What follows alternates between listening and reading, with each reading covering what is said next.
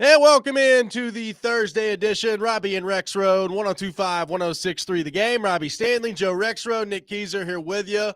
Hope everyone had a very Merry Christmas. And what a Christmas gift for all of you. We're back on the air this morning, live and in person. Joe Rexrode, how we doing? What's going on?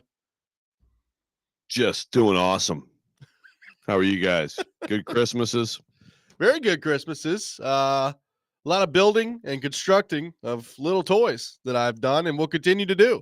I would imagine all weekend long based on how that went, but very good. How about yourself? That's the first Christmas I've ever driven around a metro area looking for an open, urgent care. It's a good learning lesson to just call a bunch of them rather than drive around. But yeah, I'm way past the stage of the building stuff, but I mean, of course, now I miss it, but I also remember absolutely hating it. Were you up like super late constructing something, or this is like after she opened the gifts, A little bit of both. things? Yeah, a little bit of Okay. a little bit of before, a little bit of after, and a lot of this weekend, I would imagine, going to be consumed by that as well. She got a lot of stuff, to the point where she looked at all of it and was just like, that's nice. Now give me like the wrapping paper and the boxes that it all came in. Yeah. Like, what was the main get? Like, what was the construction? She got basically a, like, I don't even know how to describe it other than like a Minnie Mouse four-wheeler. Like, she can just hop on that thing and go. Oh, man. It's like, all right. She was a fan of that. So there's a Barbie dream house. There's a lot of things happening in the Stanley household right now that require assembly. My goodness, that's big. That's a big time Christmas. Oh yeah, she's fired up about it, no doubt. Keyser, how we doing? Merry Christmas. Yeah, What's going on? Merry Christmas, guys. Yeah, had a great time with the family. Got to spend some more time down here, and really enjoyed seeing some folks from out of town, which was really fun. And kind of get to celebrate a little bit of my birthday, some with some people that don't get to see me then. So that's always fun, right? So.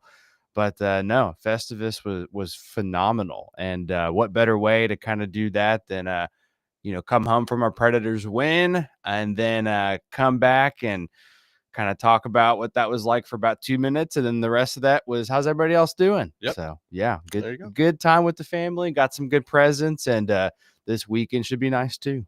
Speaking of the Predators, we will get into them a little bit later in the program. They're winning some hockey games right now. So, what does it all mean? We'll get into that come up in the 7 o'clock hour. The best and worst things in sports coming up later this hour at 6:45. And our man Charles Robinson will be with us at 8 o'clock from Yahoo Sports. We'll get into the Titans and all things NFL with him. So looking forward to that. Taking your thoughts all program long. 615-737-1025 is our phone number. 615-737-1025. So, Joe, a lot to still sort through with the Titans this week. Mason Rudolph will be the quarterback again. So, after not fully committing to that after the game on Sunday, where Rudolph turned the ball over 3 times, one of which was in garbage time at the end of the game, but still 3 times, that Mason Rudolph will be the quarterback again this week for the Titans as they take on the Jacksonville Jaguars in a game where a lot of people are anticipating this game, Joe. Looking forward to a big game on Sunday in Jacksonville where if you lose, you still sit in pretty good draft spot if you're the Tennessee Titans. Paul Kuharsky from paulkuharsky.com put this piece together yesterday at his website, and I think it's an interesting thing to consider moving forward if you're the Titans. We all know that there's a ton of needs the Titans have, be that quarterback, edge rusher, wide receiver, and you can continue on down that list for a pretty decent margin if you're a Titans fan of positions of need that you need. How important is the leadership aspect of it? And Kuharsky talks about how not great leadership team this year. He's made his thoughts on the Jeffrey Simmons part of that pretty clear. We've talked about that part of it a lot. It basically says, like, as you're going through your laundry list of, your checklist of items that you're looking for this offseason, and you're saying, all right, well, what's the best edge rusher we can find? All right, what's the best wide receiver we can find? Where can we do all these things?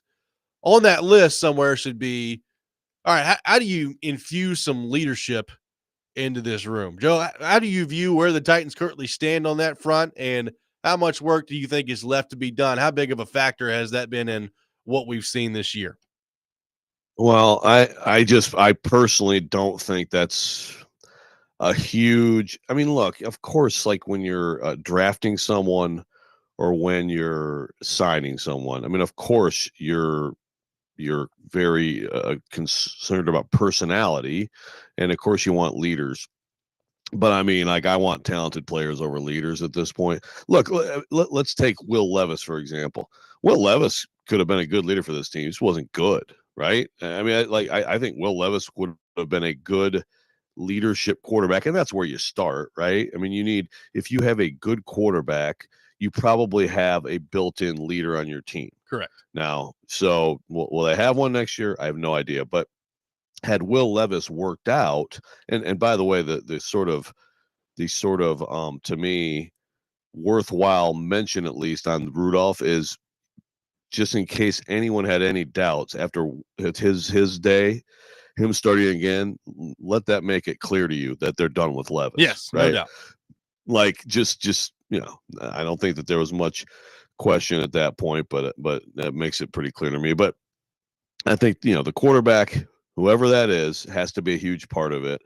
I think that J.C. Latham is a guy who can be one of those guys for sure. Now, again, is he going to be a good player? It's just hard to lead. Yeah, you can't lead and be a so-so player. Like NWI, I think, is a leader at least in a lead by example way. But he's a guy who is overachieved, right? And like Simmons is a guy who, on a good team with some other leaders, fills a valuable role to me, which is he brings a lot of fire and intensity and all that stuff. And I think there's a place for that in a leadership group. He just, he's not your guy you want to put at the top of the pyramid, I guess. Yeah. Right. The guys they had before, as we've talked about, Kevin Byard in particular, with Derrick Henry, he overtime, and Tannehill. They had a heck of a trio right there, that obviously are all gone. But and all guys who played at a pretty high level during their heyday here. Exactly. And look, I mean, those guys didn't experience really losing football. I guess in the 22 season at the end of it they did, but really, other than that, didn't, right? They were always on winning teams, so that also makes it a lot harder to have leaders. But to me, it's like when you're looking for players this offseason, if you get a good quarterback, I think you're going to have one, and then I just get to the point where you can win, so that there's not as much cleaning up for your leaders to do about your bad team. Yeah. I'd rather be a good team, and I think there's other guys who could emerge in that way too among some of these young guys. I think so too. Look, how much of the problems this year simply just boil down to, man, this roster is not good enough, right? Like, how much of it is just simply that we keep looking at the coaching staff and the quarterback play and all these things. All those things are a part of it. I don't think that Ryan Callahan has done a good job this year. This is not like this has been some Vince Lombardi level coaching, and the talent around him is just not up to snuff. But I do think it starts there. Like when you start talking about leadership, could they use a bump in that area? Yeah, probably. I mean, you can never have enough good leaders in your room, and they probably need more of those. But I think some of those come naturally. Like when you're a really good player, you're not always a leader if you're a really good player, but a lot of times that's how those things are born. I think specifically to your point at the quarterback spot, like you can go out this offseason and look for quote unquote leadership at the quarterback spot. But I mean, that really comes from, can the quarterback play or not? Like, Derek Carr, good example.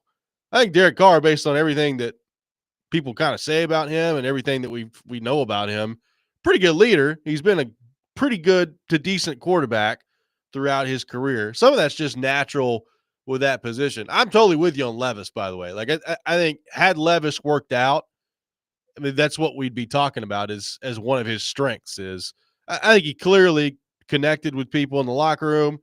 Brian Callahan a couple weeks ago, in the aftermath of the Cincinnati game, talked about how basically everything he does off the field, and he was, kind of alluding more at this point to a preparation part of this. But basically everything he does off the field has been elite.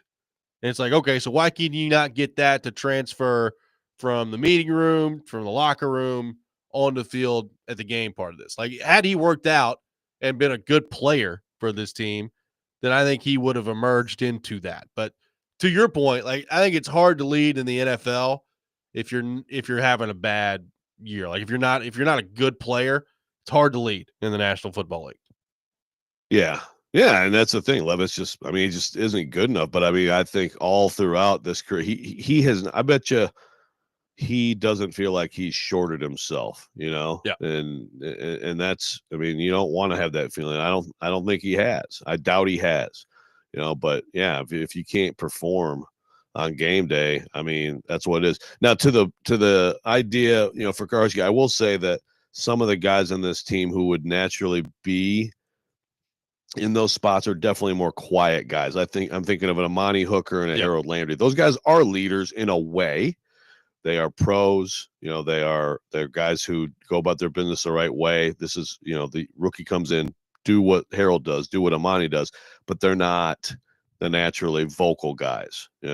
Again, Simmons is more the vocal guy, but yeah, again, it's just with him, there's just obviously sometimes the flare ups that, trying to throw Andrew into the crowd of autograph seekers or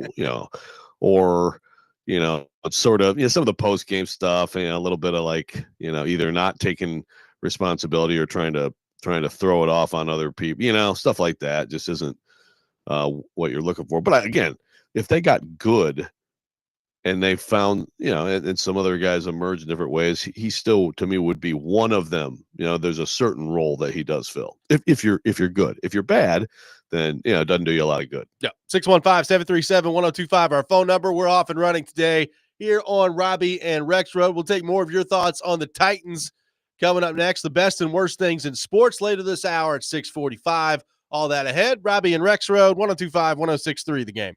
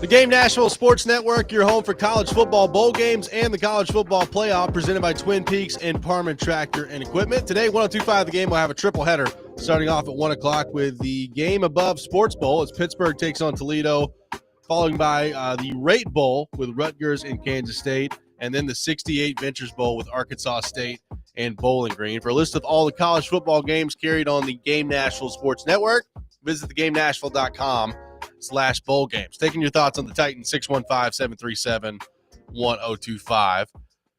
Joe, one position group that I'm really interested to see how the Titans attack after this year is going to be wide receiver. We're going to spend a lot of time talking about quarterback and right tackle and edge rusher, and certainly they need to address all those positions. There's no doubt. I look at this receiving room right now, and it's like, okay, you got Calvin Ridley, and you need Calvin Ridley to continue to be a really important part of what you do moving forward here. NW High has had an outstanding season, and I think a multi-year contract extension for him should be on the table if you're the Titans. Tyler Boyd has been on a one-year deal. Traylon Burks hasn't really played this year. It kind of feels like his Titans career is done, if not close to done at this point. And I've said for 2 years now, Joe, they need another young receiver. Like, they need another young receiver that preferably comes through the draft that they can continue to build around and kind of bolster that receiving room. The problem is, as we talked about with quarterback, there's a lot of needs this team has right now. How high are you going to be able to effectively address a wide receiver in the draft coming up? So how do you view the current state of the wide receiver room, and how much work has to be done there in your mind to continue to improve this if you're the Titans moving forward? Yeah, that's the thing. It's like it makes sense, I think, what happened with Hopkins, but also, he could have been helpful next year. I think you have to, man, again, it's like we can pick 5 things that that you have to address early in the draft. And of course we'll save for free agency, but I really think you have to have that young rookie contract receiver ASAP with this franchise. You think about what a difference AJ Brown made once they got him rolling, which is pretty quickly, in his rookie season of 2019, and how important he was, and how even more important some people realized he was when he was gone. Yep. Hey, look, obviously you can find another AJ Brown, great, but I'm not saying you're going to do that, have to do that. You have to find that next guy that you can have, again, on that rookie deal, but just a young guy to hopefully grow with a quarterback. Now, of course, if you have a bridge quarterback, which, seems as a very distinct possibility here, then I guess that's not as important. You'd love to have the young quarterback and young receiver growing together, but regardless, get the young receiver. I think that's a critical need. I think edge rusher, offensive tackle, and receiver would probably be other than obviously quarterback, would be the 3 areas that I think just really have to be addressed significantly in this offseason. Yeah, I mean, I look at receiver. I don't know that Tyler Boyd needs to be back next year. I mean, he's been okay. He's been a little bit better as of late, but I don't know that I'm clamoring to have Tyler Boyd back in this offense next year. NWI, I think they absolutely need to have back, and I'm interested to see what his deal would look like this offseason. I mean, he's been a touchdown machine. He's been reliable for you for years. Regardless of what the deal looks like, it's not going to be like super expensive. So I'm cool with bringing NWI back. So like Ridley and NWI are the 2 that I feel pretty good about being here next year. And then you look beyond that and you're like, all right, well, what do you really have? Burks, we know that it's just not going to work with Traylon Burks, and he's hurt, and who knows when he'll be healthy next year, if he'll be on the roster, all those things. I mean, you look at Jaquan Jackson. Like, is Jaquan Jackson going to be a part of your future moving forward here? Big part of the reason he's on the team is to return punts and kicks, and he's not been able to do that with any sort of effectiveness or consistency this year by holding on the ball. So what does that look like there? There's just not a ton to build around right now at wide receiver. Like, there's it could be a very different looking receiver room by the end of by the beginning of next season. So like Ridley, we know like Ridley's got to be a huge part of this again next year, but they got to find a young guy that they can start to look towards as the future of that room. And I think they've needed it for a couple of years here, and they just haven't been able to do it. And obviously, they hoped that Traylon Burks turned into that, and he never did. But it's critical now. Like you got to find that this offseason. Like you got to find a way to get a young receiver in here that can build and that can be a contributor immediately. I mean, look around the league, Joe. We see all these young receivers coming in on a yearly basis at this point that come in and are immediately productive with their teams. I don't think that's going anywhere. We talked with a lot of people last year. You know, Dane Brugler's talked about this with us on the show. Like wide receiver has become a position where pretty much every year in the draft now you can find a pretty good number of guys that are plug and play immediately. Titans got to find a way to do that this offseason. When you talk about tanking for whatever, get stuck in lava for Yami Lava or whatever for Arch. I mean, how about like the 27 draft? Make sure you're at the top for Ryan Williams or Jeremiah Smith. Holy smokes. I mean, what a ridiculous receiver draft. We already know that will be. But yeah, no, I agree. Look, we got a texter saying next year will finally be the year T. Higgins will be a Titan. I mean, if you certainly trust Brian Callahan's evaluation there. Obviously, a guy who's worked with him, is it worth the money that T. Higgins wants? That would be another guy like Ridley, not old guys, second contract guys. Is that enough for that to be your two outside guys, and then you kind of fill in around it, and maybe you still can maybe take someone a little bit later in the draft. You just hope can be there's plenty of receivers in this league who have been 4th round picks and are right around there who turn out to be great too. I mean, I'm not totally against that if it were to work out and you believe that he's a little bit. I mean, I think T. Higgins with Ridley isn't a bad combination. No, I'm pretty cautious about him. Like for a couple of reasons. Number one, his production the last couple of years has gone down. He's played better lately, but there's also been a lot of injuries the last 2 years. And one thing with him that I think is really hard to quantify, and this would be like where you would rely on Brian Callahan a lot in this decision. Like he's playing with Jamar Chase. Like how much do you factor that in? Like I don't think T. Higgins is Corey Davis. Like T. Higgins is clearly a good player. Some of the plays that he's able to make, it's like, okay, yeah, that guy's pretty good. But is T. Higgins is he a legit number 1 wide receiver in the league, which is the money that he's trying to get paid here? Like, is that what he is? I don't know that I'm convinced of that. No, I'm not either. I guess it's like, he may not like this idea. Obviously, he's going out there saying, I'm a number 1 receiver. I'm going to show you right now.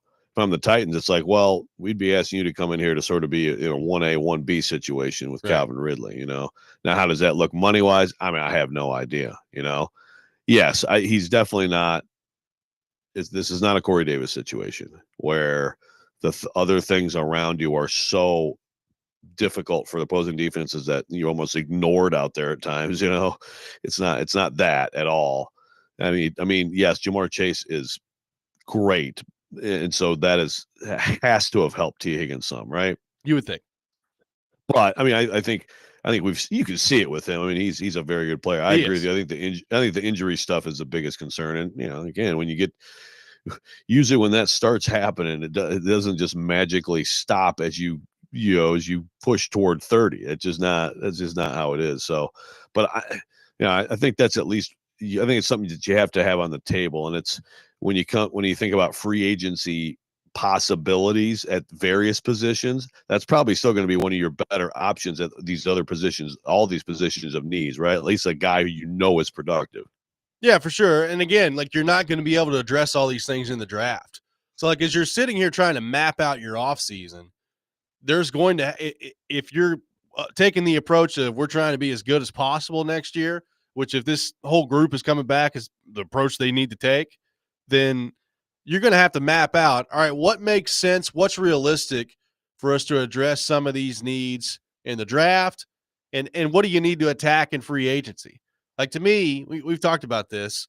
It's not very often that like legitimate, really, really good edge rushers become available in free agency. Usually their team locks them up before that. So what's that market going to look like this offseason? Then you've also got the right tackle part of this. Like, how many great right tackles become available in free agency? It doesn't happen very often. So, like, there's got to be, I think, a pretty coordinated plan, Joe, of, all right, this is what we're going to try to attack in free agency, and these are what we're going to be looking for in the draft, and we'll see how the board plays out our way with, again, no third-round pick to speak of. Bless you, by the way. Thank you. Sorry, I tried to mute and I totally whiffed on the mute button.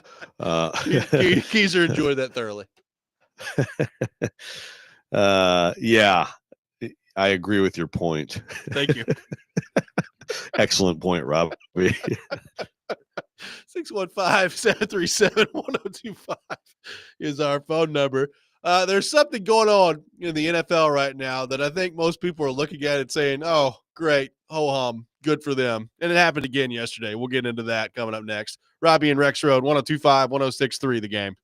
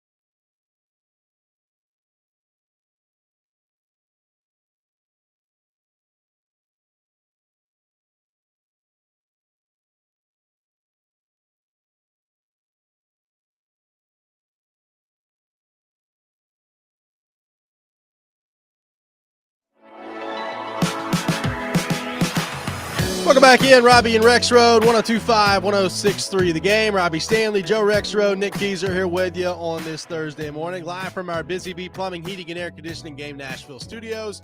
Over the $99 yearly Beehive membership, where the buzz is always about great service. We'll have the best and worst things in sports coming up here in about 10 minutes at 6:45. We'll get into the all of a sudden surging Nashville Predators in the 7 o'clock hour as well. Take your thoughts on all that, 615-737-1025.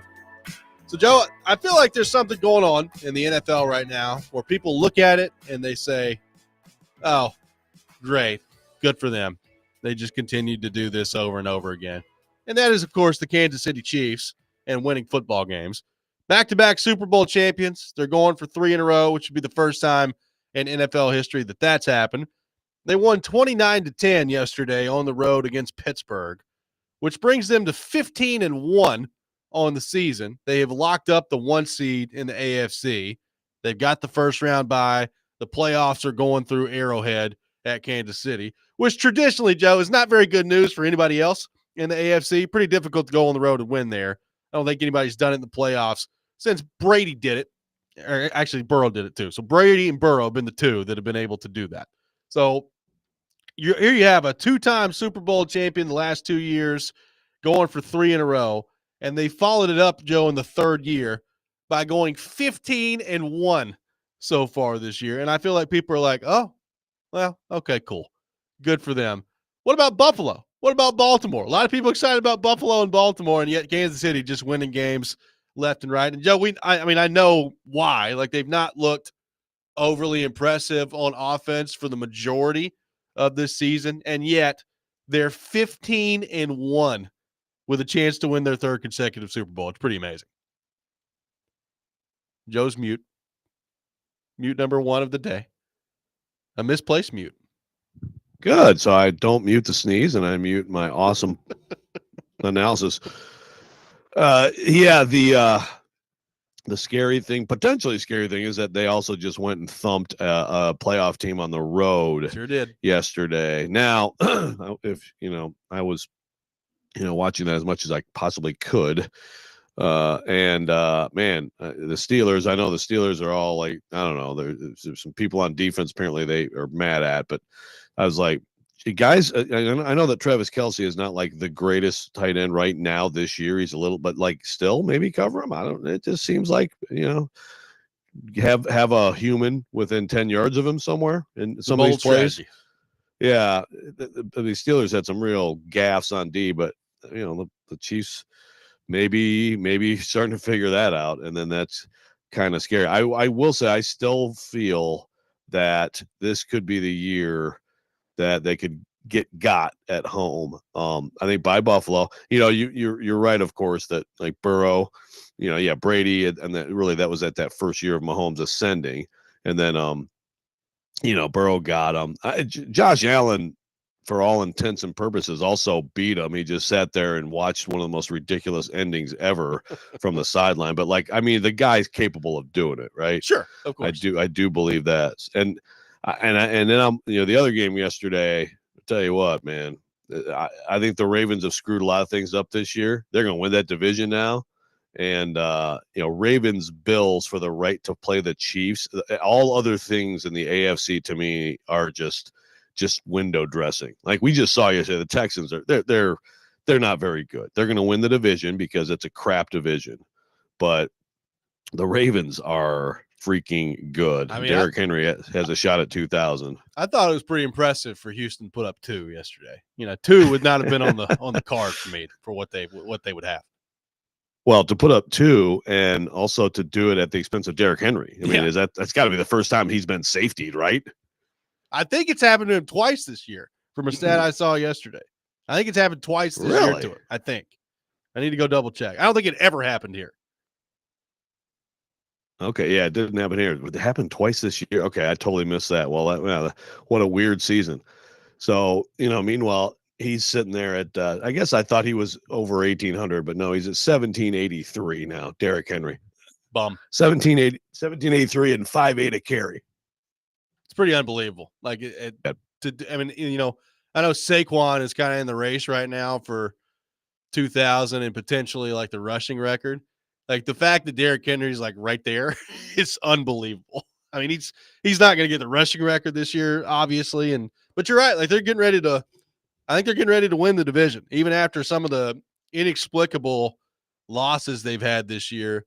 And it does feel like in the AFC that it's Kansas City, Buffalo, and Baltimore are your three. Now, I will say this is going to be really fascinating down the stretch. The door is still not completely closed on Cincinnati to get back in this thing. Now, they've got to have a lot of things go their way, and they need Pittsburgh to continue to kind of nosedive here. But I'm really interested to see what that looks like the last couple of weeks here. And that is a team that, like if you're the two, so if you're the Bills, it's like, oh God, you should feel pretty good about a home game as the two. But then if it's Burrow, it's like, really? Yeah. Play. I'd rather play, the Steelers, but no, the Chiefs are, they're going to be a tough out. I just kind of have a feeling that this is the year that they lose at home.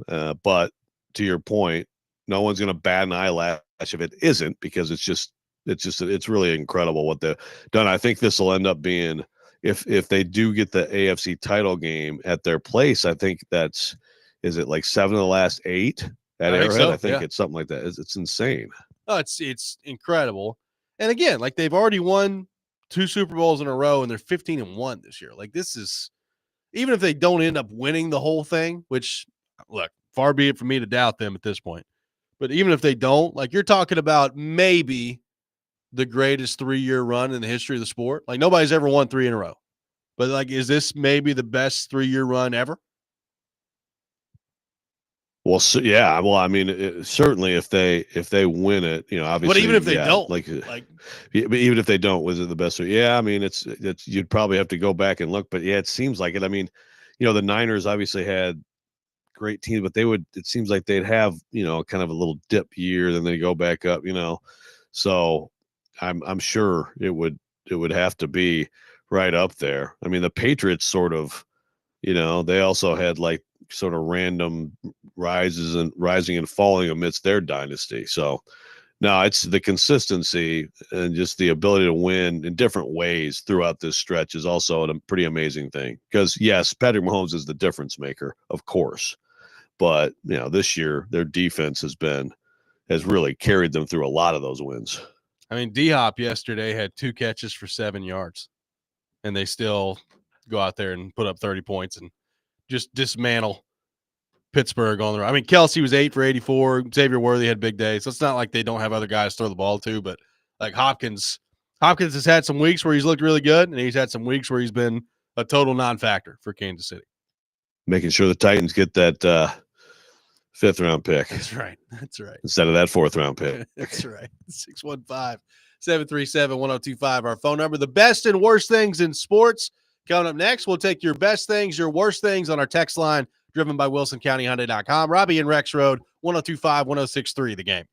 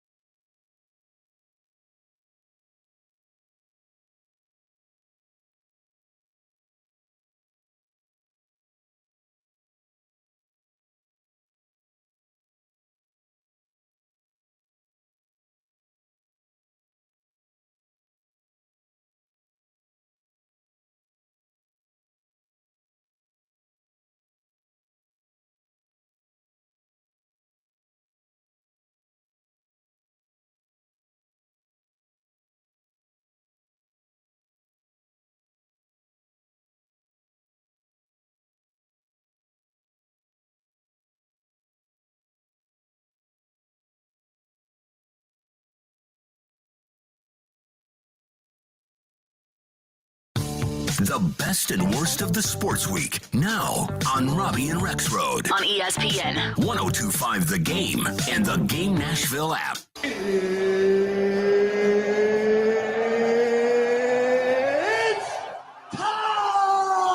This is the worst.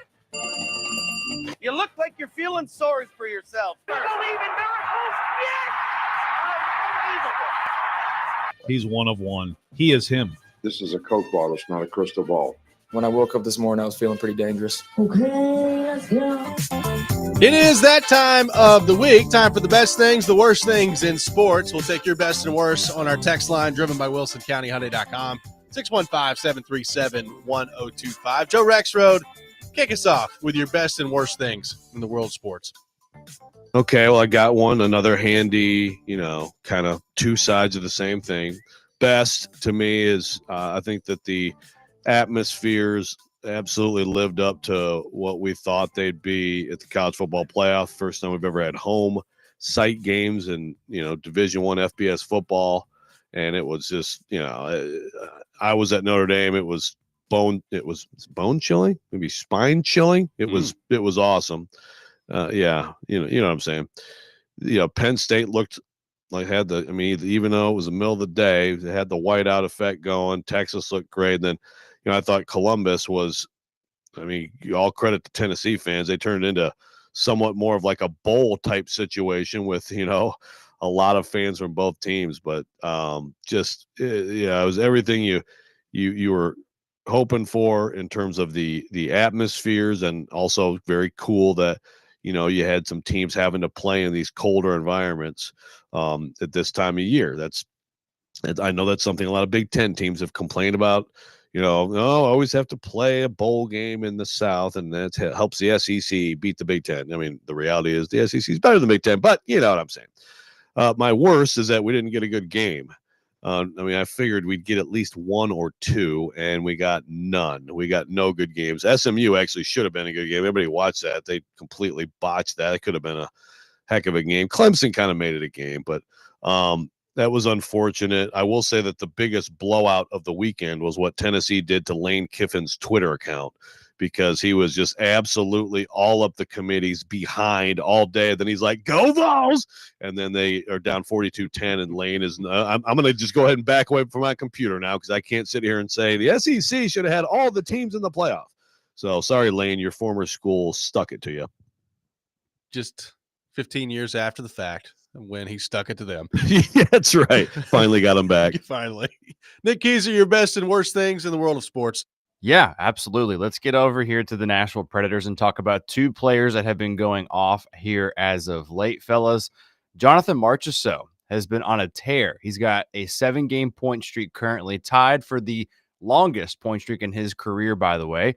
He has 11 points in his last 11. And then we've also got Philip Forsberg, who has 12 points. And by the way, they are all assists. And I would know, because Pick the Click has not gone well for me here as of late. But how about me for calling Mark Jankowski last time? Hey, that was a good one. I deserve more than 1 point. You probably should have. You should at least get a half to go with 1.5. Why don't you hit on Uso Parson, and then you can have 2. Wow. Okay. But anyway, but no, Forsberg is on a 13-game goal drought. Maybe we can see that change during the road trip. I don't know. But anyway, my worst in sports, and Joe, I'm sure you sympathized with this Houston Texan when his knee blew up, but Tank Dell, and that injury was terrible. Horrific. The guy, everything tore in his knee. He's having season-ending surgery. I've seen some people talk about how he may not even play next year.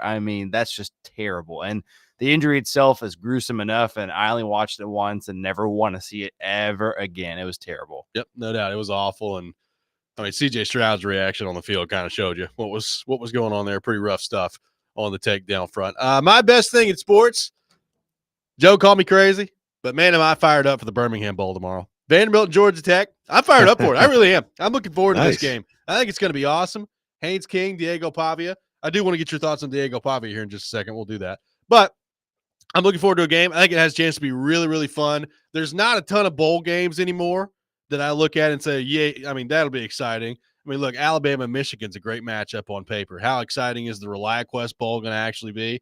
I don't know. You never can tell with these bowl games anymore. I think Vanderbilt, Georgia Tech has a chance to be awesome. So I'm looking forward to that. My worst thing in sports, shout out to the Tennessee Titans defense once again for giving up 335 rushing yards in the National Football League game. It was difficult for me to let that go this week, Joe, without that being my worst thing in sports. Hard to accomplish in the NFL, and the Titans got after it.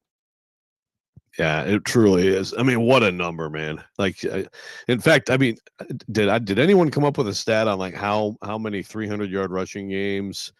You know, like I'd love to know the rarity of that. It has to be like how many could have happened this year in the whole league? I don't know. It can't be a lot, but the Titans found a way to do it on Sunday against the Colts. Joe, you were not here last week when the news came out, so I do want to get your thoughts on this. Diego Pavia getting another year of eligibility with his injunction that he filed there. He'll be back at the moment, at least, as Vanderbilt quarterback next year. What did you make of the Diego Pavia news?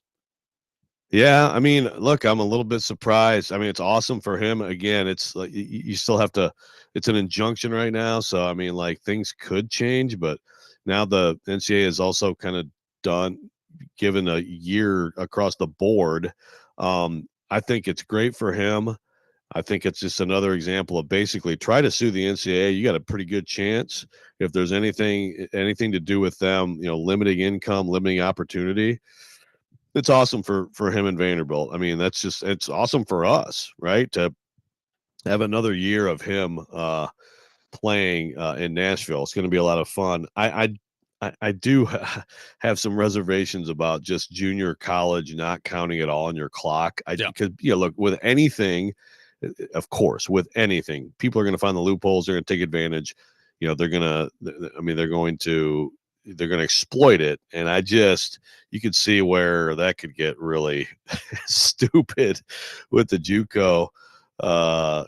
Basically just, I don't know. Like, does anyone get recruited out of high school anymore? It's just going to be like, I mean, obviously, the top guys are going to be the top guys. Go develop for 3 years in junior college, and then we'll take you for the next 3 after that. And then exactly. Then, who knows, you could redshirt a year, maybe a medical year, and then we'll celebrate your 30th birthday and graduation at the same time.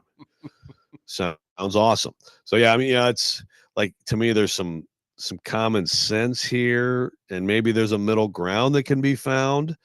I don't think it's necessarily a great thing if this is if this is the way it's going to go, but great idea by him to give it a shot, and good for him for right now getting this year. Yeah. I mean, when he first decided to file the lawsuit, my initial reaction was, I mean, that's fun and all, but I don't think you're going to have much of a chance. But apparently you're right. Like if you've got a grievance against the NCAA, let it fly in court, baby. Odds are you're gonna probably end up winning. I mean, I think it's what we've learned the last few years here. Yeah, and I mean, it's not like they're using court-appointed lawyers. The NCAA is paying some serious lawyers, okay, for this stuff. Like, they have good lawyers, and it doesn't matter. It's like, yeah, sorry, we're just gonna get our ass kicked again. Sorry, guys. By the way, that's $400 an hour. Thank you. You make that check out to Dinkins, Jenkins, and Duncans. Nice, great firm. Thank you. Absolutely. Steve Sarkisian, not a fan of Diego Pavia's decision there. Was very upset about it last week. He was. Well, in all honesty, like to a point, I do, I know what he's saying. I mean, I'm kind of with him. This is one of those things that's really could get abused, and get really silly. I'm all for these guys having the opportunities for sure. I don't know that it should be limitless in opportunity, I mean, we might get to the point here where it's like, well, why can't, I mean, look, anybody can go to college. Why can't I be in a lifetime education? How can you tell me that I can only make money while I'm a student? Why can't I make money and be eligible while I'm a grad student, and then a doctoral student, and then a lifetime education student? Diego Pavia, Vanderbilt quarterback in 2045. Look forward to it. 615-737-1025. Our phone number, 615-737-1025. Preds have started to win some hockey games. Is it too late for a postseason push? What does it mean for this group moving forward? We'll get into that coming up next. Robby and Rexrode, 1025, 1063, The Game.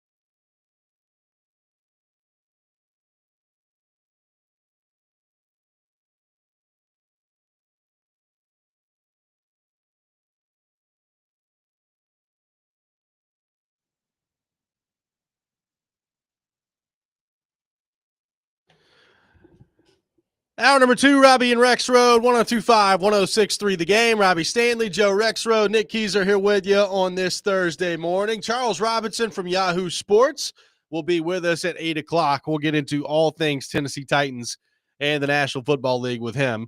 So looking forward to that. Taking your thoughts in the meantime, 615-737-1025. Our phone and text lines driven by WilsonCountyHyundai.com. So the Predators are on the holiday break right now. They'll be back at it tomorrow against St. Louis on the road. And they are not back home until, I believe, January the 11th is the date. So pretty good amount of time they're about to spend on the road here. In the last 6 games, they are 4-1-1. A nice win for them the other night against Carolina. They win 5-2. 4-1-1 in their last 6 games. As Nick pointed out in the last segment, the top line, a big part of that. Forsberg, I think, has 12 assists in the 7-game streak right now for Marchessault. Marchessault has a 7-game point streak going on. He's got 11 points during that span. And Joe, it kind of feels like since they made the move basically out of necessity to go with Steven Stamkos playing the number 1 center role, things have started to change for this team. Now, it didn't happen immediately. Ryan O'Reilly got hurt in Toronto. Stamkos played the next night, number 1 center in Montreal. They lost the next 3 games. So it's not like it was just an immediate return of results, but they were generating some pretty good chances. And then starting with the Dallas game back on December the 12th, they won that one. They played reasonably well in Colorado that Saturday night, ended up losing the game, and they've won 3 out of 4 since then, with the other loss coming in overtime to Pittsburgh. So they're picking up some points, they're winning some games, and they just look like a much better team right now with the lineup kind of shaking out the way it is. Forsberg, Stamkos, and Marchessault have been really good together. Ryan O'Reilly's kind of slotted in on that second line, mostly with LaRue and Nyquist. And it kind of feels like they've settled into a little bit of a groove here with their forward group. I guess the question is, what does it all mean? They've started to play better. They look like a pretty decent hockey team right now. They're still 11 points out of a playoff spot. So there's a lot of work left to be done if you're going to even approach getting back into the playoffs here, if you're the Predators. Joe, what do you make of the way that they have played over the last couple of weeks here and the wins that have now started to pile up here for the Predators? Yeah, well, like Nick said in the last segment, talking about Marchessault, I mean, there's a guy who I think for some of these early struggles, he's been a clear guy you're looking at like, man, the acquisition of him, how he fits, is he a little bit of a malcontent, all those things. And now for him to do what he's doing, all these things, I think, Robby, first of all, like we do have to a little bit think about next year, and sort of, like how things might push forward with some tweaks and who's still got, some game and things like that. So like, I do think of it in those terms, but of course, you've got almost 50 games left, and it's not like it's impossible for this team to get back into the mix. So it's great to see, signs of life. Obviously, the Stamkos move, which was not an obvious one. I don't think anybody was calling for that, right? Before it happened, you kind of just think, that guy's, he's not going to play center much anymore in his career. And I don't know, at some point this year, does it get to be too much for him? I don't know, but obviously it's working. I mean, beating Carolina like that's a very good win.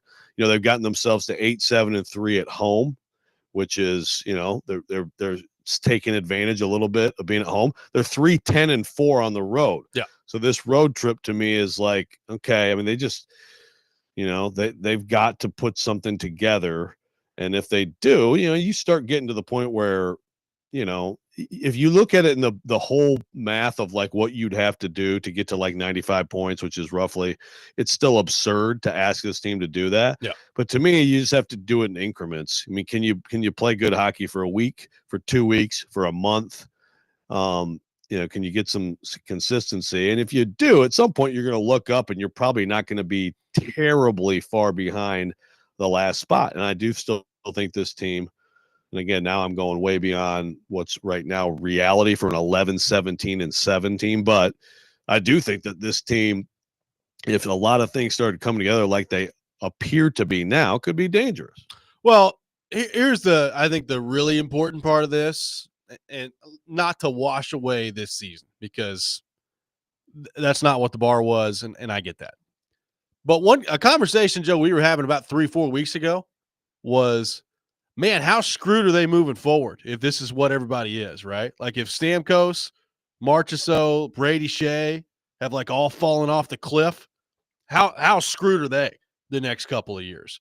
And it's nice to see, regardless of what it ends up meaning from like a standing standpoint this year, it's nice to see those guys play good hockey all at the same time. Like Stamkos and Marchessault are playing really well right now. Brady Shea has been a lot better lately than he was earlier in the year. So it's nice to see those guys play and play well and to be a big part of the winning that's going on here. What does it mean for this year? Like the math would tell you it's still going to be just really, really hard to get back in this thing. Like they're going to have to go on an absurd run. 4-1-1 is great. I mean, you're going to have to extrapolate that sort of pace out for basically the rest of the year. So how realistic is that to ask of this team? Probably not very. Like, I mean, you dug yourself in such a big hole to start the year that, I mean, the reality is it's probably just going to be really difficult to dig yourself out of it. So, in some ways, it doesn't change the math all that much for the outlook this year. Like, let's say they play a lot better and they end up, 5 points out of a playoff spot at the end of the year, or 3 points out of a playoff spot at the end of the year. Like, is anybody going to feel great at the end of the year? Probably not. But I will say, Joe, like I thought a couple weeks ago we might be trending towards, oh my goodness, what an unmitigated disaster with these guys they brought in. And it's nice to see those guys not only have a pulse, but to like be a big part of why they're winning games right now. Yeah, no question, because you're right. I mean, next year, again, like a lot of these guys are back, like it or not, for better, for worse. You'd rather it be for better. So that is that's very important that happens. And yeah, like again, like Marchessault a month ago, it's like this guy just like want out. I mean, like what is that? And now he's on a heater. And yeah, it's good to keep in mind, even with this. The Preds are still second worst in the league in goal difference in point differential. Yep. Or goal differential -20. The only team worse is the Sharks. So that's after this little surge, Right.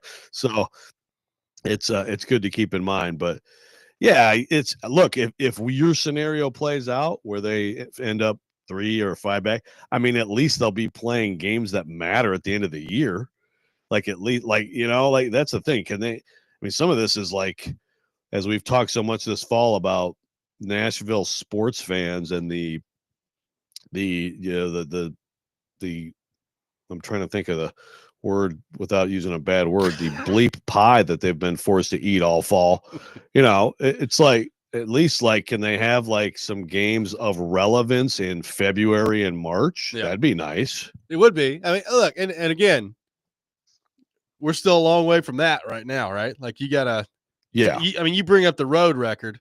It's been abysmal on the road, and they got 3 straight coming up to close out the month here against Central Division teams, St. Louis, Winnipeg, Minnesota. So, I mean, they've got their work cut out for them on the road here.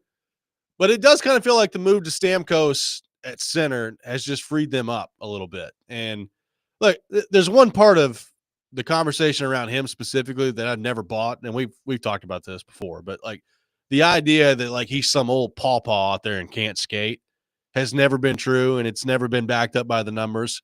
And you go look at the actual statistics right now and how they measure skating speed and burst and all that. Like he's playing really well. Like he's skating well, he's moving well. I think Brunette last week said he was skating like a young pup. Like he looks really good coming up through the middle. How sustainable is that long term? I mean, I talked to him last week and he said, nobody on either side, his side or the Predator side, really had this as a part of their plan to come into the season for him to play center. And it just kind of worked out that way. And it's like the first move at forward they've made all year, Joe, that's worked, right? Like basically that's what it is. It's like they've tried every other conceivable combination to get these guys going except this one. And then when they were basically forced into trying this one, it's unlocked all three of those guys. Now, the Forsberg part of this is interesting because they need him to score, and he's not scoring. Like he's got, I think, like Nick said, at a 13-game goal drought right now.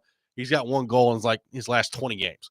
But I mean, that's obviously not good. Like you've got to get him going that way. He does have 12 assists in his last 7 games, so at least when he's not scoring, he's setting other guys up. But if they could find a way to get him and Marchessault going at the same time, while Stamkos is down the middle and they're finishing his chances that he's setting up, I mean, that line could be really, really good. I'm just really interested to see what it means this year. I mean, look, a month ago, Joe, 3 weeks ago, all we were talking about with the hockey team was, hey, they're going to fire the coach. When are they firing the coach? And I wonder now, like, does that conversation disappear with the fan base? We'll get into that coming up next. 615-737-1025. Our phone number, Robby and Rexrode, 1025-1063, the game.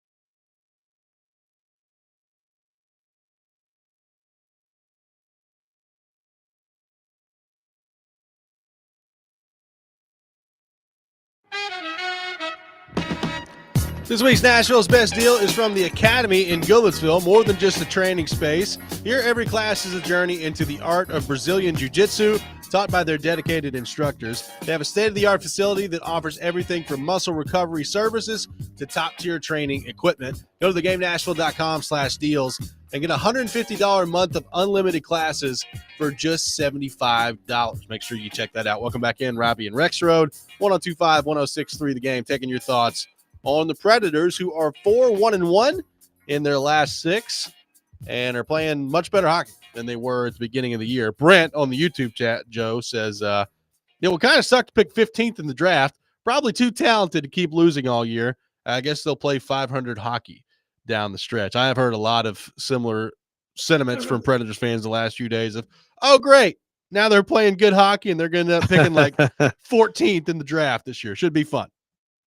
Man, I hear you. I do. But, like, seriously, January, February, March, do you really want 3 months of, like, completely meaningless hockey? Again, right now we're talking about the fringe of meaningful hockey, maybe, right, based on a good, 5-game stretch, 6-game stretch. I hear you. Remember, the one thing that has been true through all of this with the Preds is they have draft capital. Like, they have the ability to move around if they need to. They've got multiple firsts. I mean, they have kept that part of the, what the whole transition from Poyle to Trotz, and they've stockpiled. So, if this were a year where there were a Bedard, who, by the way, still isn't exactly the next Gretzky at this point, but still, I mean, he's going to be just fine. But if there was a Bedard kind of guy at the top of the draft, then I think it'd be a little bit more understandable. I don't know, man. I get that. Like, if this is still the same situation when we're like in early February, and it's just like, yeah, that's it, just ditch it. But I mean, you still do have hope for meaningful hockey this year. You do. We'll see if they can continue to follow up on that and continue to win the inch their way back into that. But yes, like, I mean, the alternative is 3 months of just brutal hockey. And again, like I said last segment, to me, it's more important than just this year. Like, I mean, these contracts that you signed are with you, and like you need those guys to play well and to produce. Otherwise, you're not getting out of this anytime soon. Now, a couple of things on that, like, they're not done making moves. You brought up the draft capital that they have. Look, they're, Barry Trotz has said it. Don't be surprised if he goes out and buys and brings in somebody that he feels like could be a part of their long-term future. Look, he's not, obviously at this point, he's not going to go out and bring in, like, give up a second-round pick to bring in some rental player. But if he feels like it's a person, a lot of people trying to connect the dots to Dylan Cousins in Buffalo, 23-year-old center, like, that could be a part of your long-term future. Could you get yourself involved in that if Buffalo decides to trade? Like, I think Barry Trotz is going to be aggressive on that front to try to continue to help his team dig their way out of it for this year and set yourself up for next year moving forward here.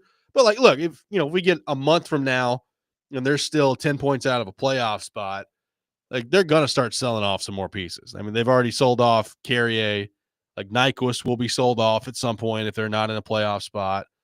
I'm interested to see what happens with Colton Sissons, who is not having a good year right now. Like, what does that look like moving forward? So there's a lot of moves that still could be made, but they're playing better hockey right now, and I think that has been good to see. So what does it mean for the coach? I mean, that's all we were talking about 3 or 4 weeks ago, Joe, was Andrew Brunette. Was he actually on the hot seat? And at what point would you have had to make the move if you're the Predators? Now, they did not, obviously, make that move. And there's nothing that's really ever come out of Barry Trotz's mouth that makes me think that they were, super close to firing him at any point. Obviously, they're starting to win now. And, the players have talked about some adjustments that they've made in their 5-on-5 game and some tweaks to the system that they've made to kind of work their way through this. So right now, Joe, in terms of like the realistic hot seat, it doesn't feel like Brunette's close to being on it. How do you view the Brunette part of this as they've dug their way? out of their hole over the last 6 games. They're 4-1-1, and kind of looking ahead at the path forward here. How does Brunette factor into all this in your mind? Yeah. Well, look, I said when it looked like it might have to happen at some point pretty soon, like it's going to be a shame if what I have never not thought, if that makes sense, was a promising young coach is going to be bounced and then, go pick it up somewhere else. I credit to Trotz for kind of really, to me, I think going against the grain. I think that not firing Brunette is going against the grain a little bit.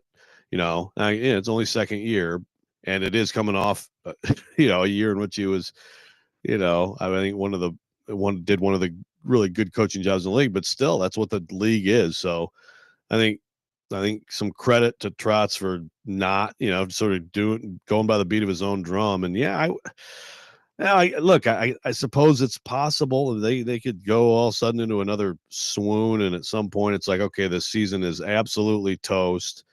So, you could make that move. But even if that's the case, if they get to the point, not like late in the year, but like in January at some point where it's like, okay, look, there's no reason anymore to talk about the standings. It's over. Do you move on from him then? I mean, I still would have a problem with doing it, again, unless you really believe he's the culprit, or you really believe, what this group needs.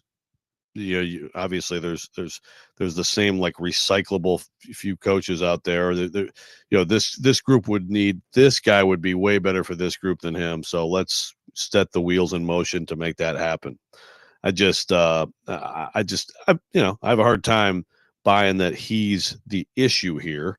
So I think at this point, it's, obviously if they keep playing better, then it becomes less and less of a talking point. Well, there was a point a few weeks ago where it kind of felt inevitable. Like there was they got off a road trip and they came back. Yeah. They had practice. They were off that Sunday. I think they had practice on a Monday at Centennial Sportsplex. And I've told a lot of people this, like there have been countless days where I've walked into Centennial Sportsplex at their practice facility and have been 100% sure that the coach was walking out of the door by the time practice started.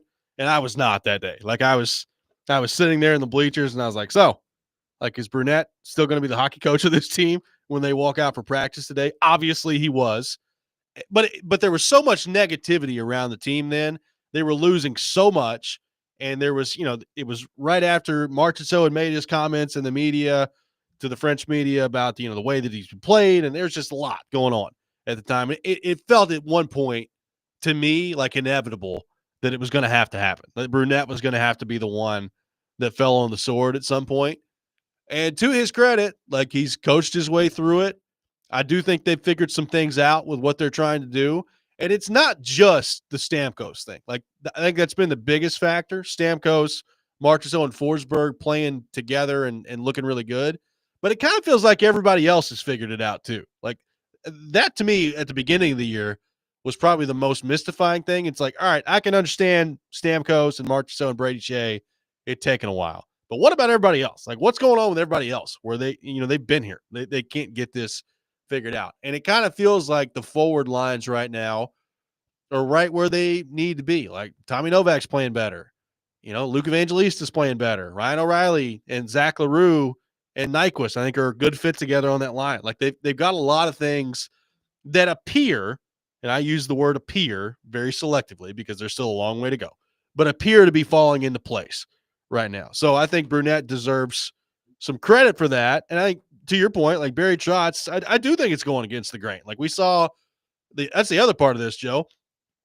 Not only was there a lot of negativity around the Predators, there was a lot of coach firings taking place. Like Chicago fired their coach, right. Boston fired their coach, and St. Louis fired their coach. And there was a lot of pressure, I think, to do that. If you're, I know the fan base, or at least the loud majority of the fan base from what I interact with, and I don't know exactly what that splits to for the actual Preds fan base, but there's a lot of people that wanted to move on from the coach. And right now it looks like he has figured out some solutions here.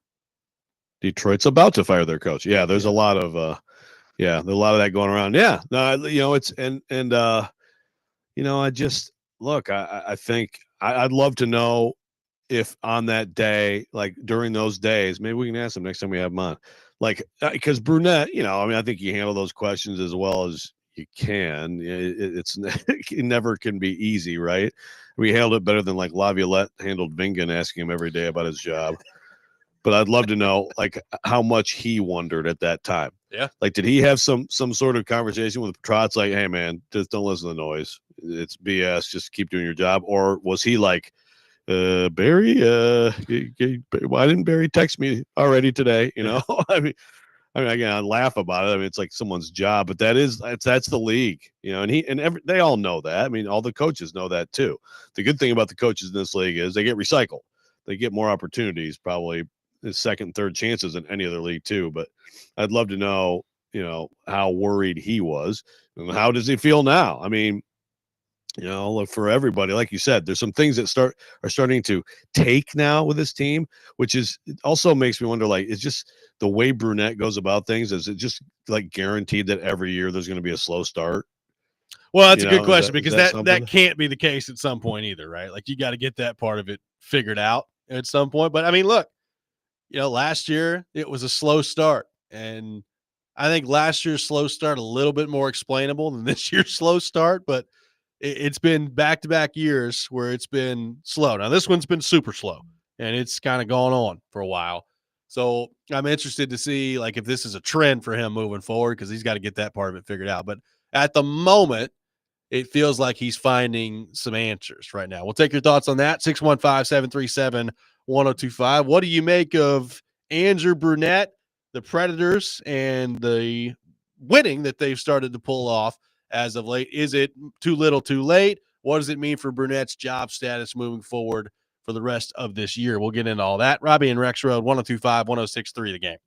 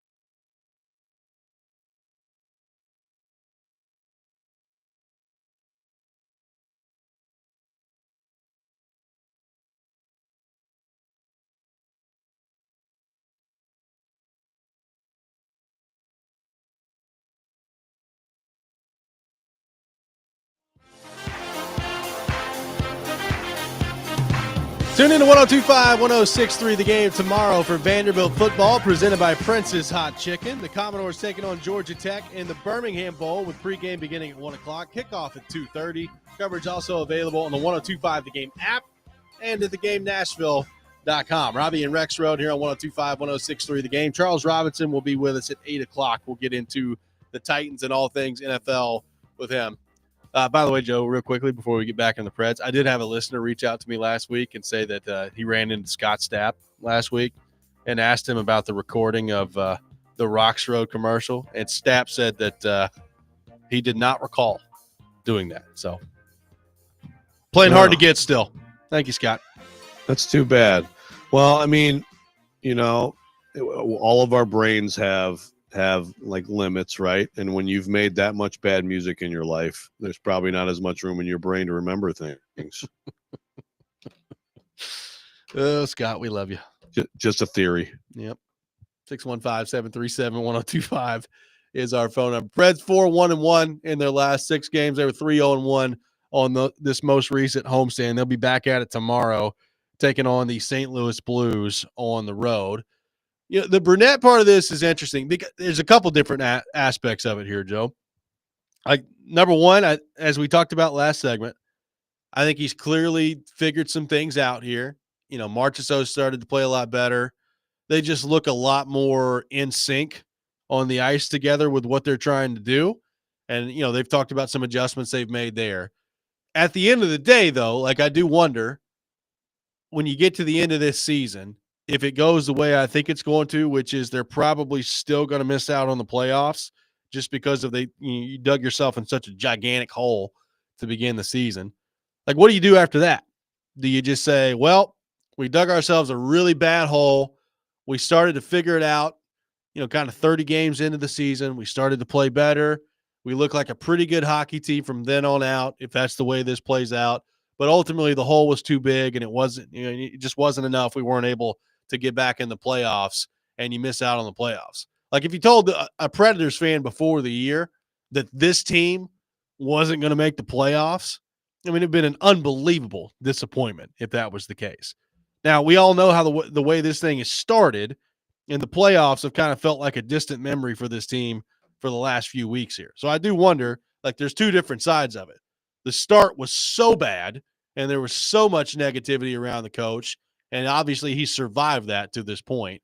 But what do you do if you get to the end of this whole thing, if you're Barry Trotz and Bill Haslam and everybody else looking at the big picture and say, okay, well, we still didn't make the playoffs with this group that we assembled here. What's the path forward here?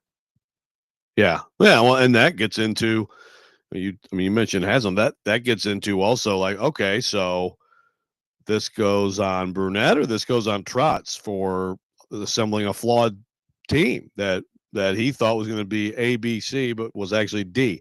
And I understand Trotz has made the comments, you know, this isn't fantasy hockey, but still, you know, that you have to kind of sort through that too. And again, I'm not saying like Barry Trotz, it's like fire one of them. I'm just saying that's kind of helps determine how you evaluate Brunette.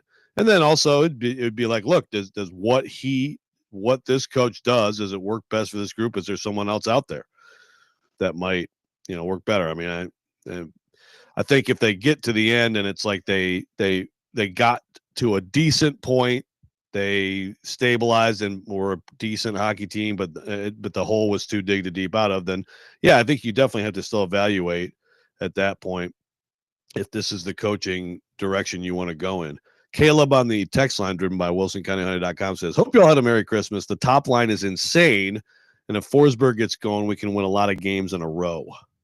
Maybe. I mean, look, they're going to need, I mean, a 10-game winning streak is probably a little much, but I mean, they're going to need like a 20-game stretch here to get back in this thing, Joe. They're going to need like a 20-game stretch here where they win like 15 of them, 15, 16, and they lose maybe 1 or 2 in overtime. I mean, they need an absurd streak because it's not just about like they had last year. Yeah, like they need something like that. I mean, and is it impossible for them to do that? No, but I mean, it's going to take a lot, and it's not just about the 11 points back of a playoff spot you are. But I say this all the time. It's also like other teams have to lose too. That's part of this. So they're going to need a heck of a run. Can this team do it? I mean, sure, they can. Like, Saros is still playing pretty well. I think actually defensively, they're playing better right now than they have in a while, and it's kind of amazing that they're doing that with guys like Blankenberg in the lineup, and Justin Barron made his debut the other night. I tell you what, we've not talked about this yet. Adam Wilsby is good. Like it's gone beyond just this is a nice story for the kid who's been called up 3 or 4 games. That kid is a stud. I'm not saying he's going to go win some Norris Trophy in his future or anything like that, but I'm comfortable saying that he is not going back down to Milwaukee. Like, he is going to be here, and he is going to be here for a while. He is really good.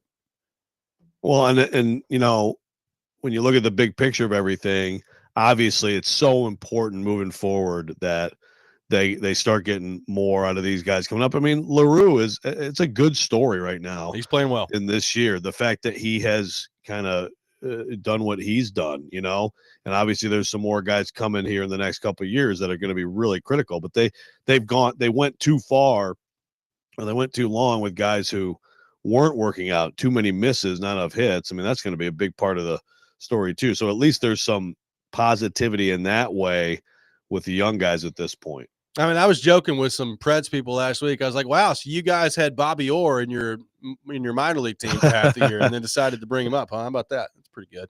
Like, he's been unbelievable. Like, he's been really, really good. So, like, I feel a little bit better about their defense, even with the Carrier trade. Like, you trade off Carrier. I think part of the reason they traded Carrier was they looked at Willsby and said, yep, he's pretty good. He needs a bigger role, and we're not having to pay him anywhere near as much as Alex Carrier. So that's part of the reason you make a trade there. Like, there's a lot about their game right now that's coming together. Now, the question that I still have is the question I've had all year. Now, they've done it now for longer than they have at any point this year, but how long can they keep it going? Like, how often this year have they said, wow, well, they look pretty good against Winnipeg, and then they followed it up with 8 losses in a row after that? This is the longest stretch of good hockey that they played. How long is it going to last, I guess, is the question. Yeah. And again, it's going to be them bucking a season-long trend of just not playing well away from. I mean, at one point it was like, boy, they're really playing poorly at home and on the road. Yeah. But they've picked up a little momentum at home, 3-10-4 on the road, and they're going to have to have one of those great road trips. Those winning road trips, I think, can really galvanize a team too. I think sometimes it almost counts a little bit more for you if you can do it. But again, we haven't seen anything from this team yet to suggest it can. If you do that, then okay, now you start to look up and you're like, well, now it's 10 games that you're playing really well. Can you make it 15 and then 20? I would say this, like, they're 11 points out of a spot right now of the last wild card spot. If you can get to the end of January and you can look up and you're like 6 points back, that's when you start to look at it and say, all right, well, maybe you've got a shot coming down the stretch. Like, it's, it doesn't sound like that's a whole lot of ground to make up in a month, but like I said, everybody else is doing a lot of winning too. So you got to find a way to break that if you're them. And there's a bunch of teams you have to get past. Like, you can't expect, 1 or 2 of them are going to go on a heater too. Exactly. 1 or 2 may fall back, but when you have that many teams, then yeah, it's just it's a way longer swim to the level, to the eyes creeping above the water than it may look like with just the number 11. Yeah. 615-737-1025. Our phone number. The Rex Rant with Joe Rexrode coming up next. Charles Robinson from Yahoo Sports will be with us at 8 o'clock. All that ahead. Robby and Rexrode, 1025, 1063, The Game.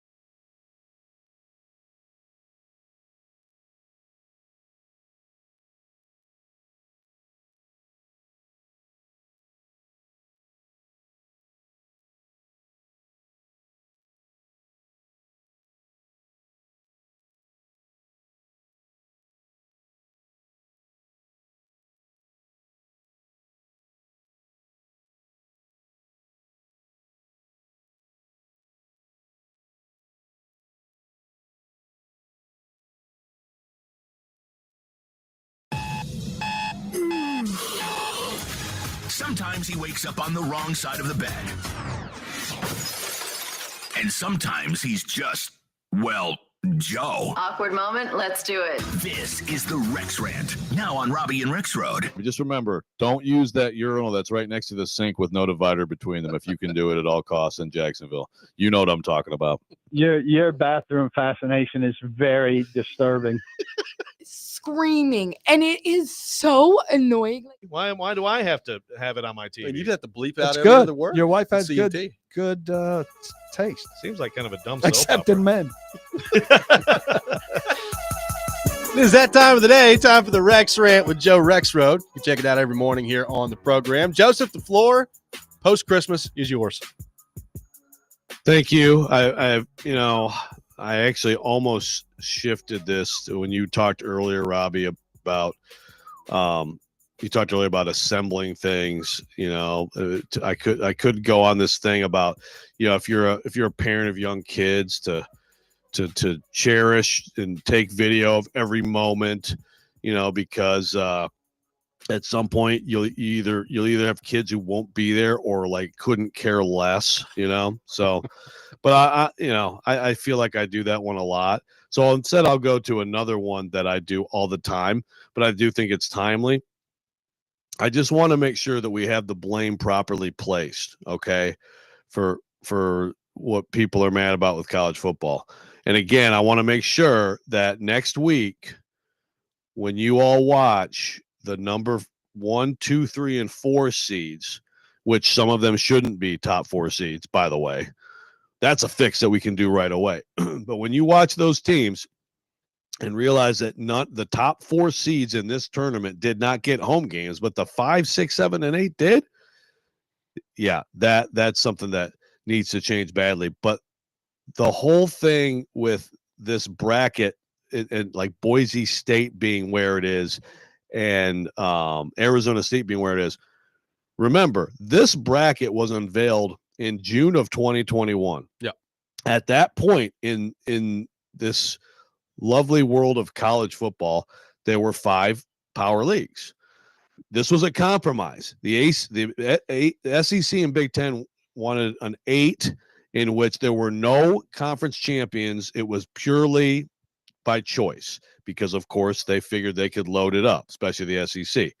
The other leagues, of course, said, we'll do 8, but it has to be the conference champion, so they could guarantee that at least get 1 team in, right? Well, then, of course, about a month later, Greg Sankey goes out and takes Oklahoma and Texas, and boom, fast forward to there's 4 power conferences, not 5. That was the whole point of this bracket, was that you had 5 power conferences. So Oregon, would have been probably, could have been the number 1 seed, whatever, but they'd be a champion of that league, and it would actually make more sense. Now it doesn't make sense. So again, you have to go. Conference expansion is the culprit of all of this stuff, all the stuff. And I know we can't change it, but I just want to make sure that you can hate the 12 team, and that's fine. You and I have debated it, a lot, but the expansion is what makes this so stupid, right? Again, yes. Indiana 11-1, and they didn't play. They just happened to play a bad schedule. Look, Michigan and Washington were supposed to be good. They just played for the national title, but they didn't. They didn't play Penn State. They didn't play. So they didn't play a lot of the better. They didn't play Oregon, obviously. SMU's in the ACC, right? I think SMU should have made it based on the way it all went down, but somehow they're in the ACC. They don't face Clemson till the title game. They don't face Miami. They don't play Syracuse. It's just these leagues are stupid. So this is going to be a problem. So I'm not just going to complain. Again, how do we fix it? First of all, you seed the field. And I think I think this can happen next year. There's no reason you can't fix this next year. Maybe you have to wait until 2026 because technically it's all on the same contract this year. Next year, then a new contract starts in 26. So it might have to wait till then. But that's an easy one is, you seed the field. You no longer have, again, Boise State and Arizona State getting buys. We could have had good games if those 2 teams played against Indiana, SMU, whatever, right? Whatever the combination would have been. We could have had better games. And then you kind of build up to the final 8. And then, of course, again, I will never stop bitching until it ends that we are going to, again, go from these scenes that we had. Now, it looks like we're going to have good crowds at these quarters, and you've got traditional powers with huge fan bases in them. Then you're going to get to the semis, and it's just way too much bowl game, man. It's way too much bowl game, and I understand the bowls are freaking out about this possibility of not being involved in this, but it just has to happen. And another thing that has to happen is that the season needs to go earlier. There's why can't we have everybody play August 25th and get it to the point where the semis are on New Year's Day?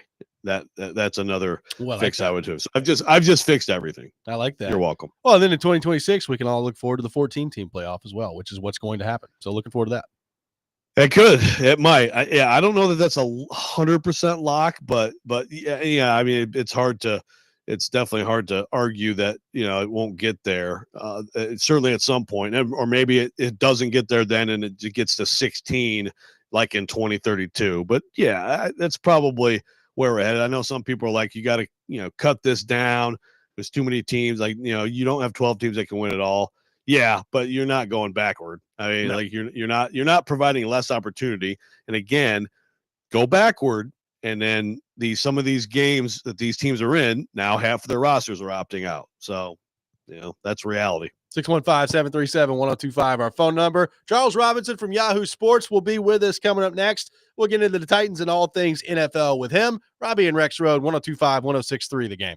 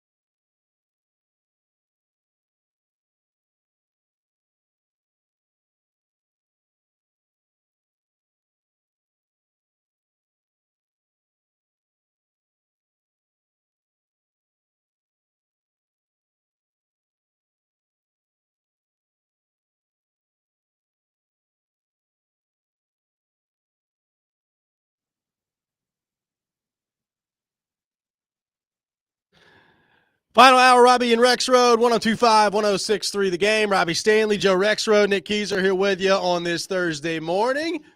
And as we do every Thursday morning, we go to our 102.5 The Game phone line, driven by WilsonCountyHyundai.com. Welcome in our friend Charles Robinson from Yahoo Sports. Charles, good morning. Hope you had a very Merry Christmas. Thanks for being with us. Happy holidays, gents. How you doing this morning? Doing awesome, man. Appreciate you taking time to be with us. So, Charles, we were talking about this earlier. So, Kansas City gets to 15-1. They wrap up the 1 seed in the AFC. Obviously, they're going for 3 in a row, which nobody's ever done before. I think the answer to this is just simply Chiefs fatigue, but I'll ask you.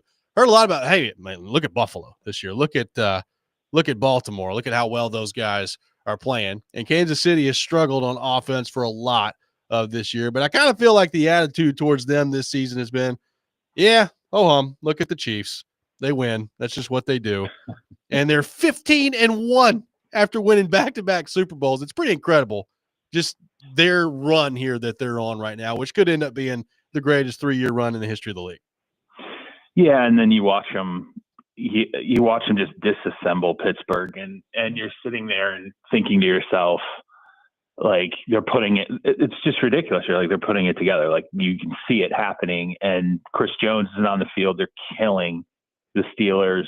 And I think the Steelers do have some kind of fatal flaws built into that team. And I also think there's some stuff kind of going on inside the locker room there that, has them a little bit sideways right now, but still, I mean, it was a terrible game to watch. It was absolutely commanding on the part of the Chiefs. Now they're starting to get Worthy. Xavier Worthy worked into that offense. Remember, Rashee Rice isn't even on the field for this team. He's the guy who comes back next year. It's just, for them to kind of be tuning it up right now is really remarkable. But here's the one thing I will say about the Chiefs. They're playing, they've played these close games, obviously, earlier in the year. The 15-1 records come by the, skin of their teeth. They don't have a turnover in 6 games. I mean, that's wild. And if I were to sit here and say, okay, well, what's the thing that's going to happen in the playoffs that's going to undercut this? And it's a lot harder now because now you got the number 1 seed. You got the home games. You got the home field advantage through the AFC title game. You basically have set it up exactly the way you needed to set it up. And by the way, you secured that early, which means now you can rest guys. You're going to have the bye week. You also have, you effectively can have 2 bye weeks now, and get guys rested. I would say the fact that they haven't had a turnover in 6 games, to me, if you're like, why did they lose, in their first playoff game or the AFC title game? I would say all of a sudden, they have some turnovers. They're not playing perfect in terms of ball security, and that's something that comes back to bite them. But for Mahomes to play the best game he has, for Worthy to suddenly be blossoming in that offense, for the backfield to be that typical grind of, okay, Pacheco goes out, but now you got P. Ryan, you have, Kareem Hunt continue to play effectively. The defense is playing really well right now, played well without Chris Jones on the field. It's Chiefs fatigue, but they are who they are. They're 15-1. And I would say if you had drawn this up and said, this is where they're going to be after 16 games, it's about as perfect as you could consider going for a 3-peat. That said, Charles, I've been a Ravens believer all year, and they've screwed some things up, but now they're in great shape now to win the division.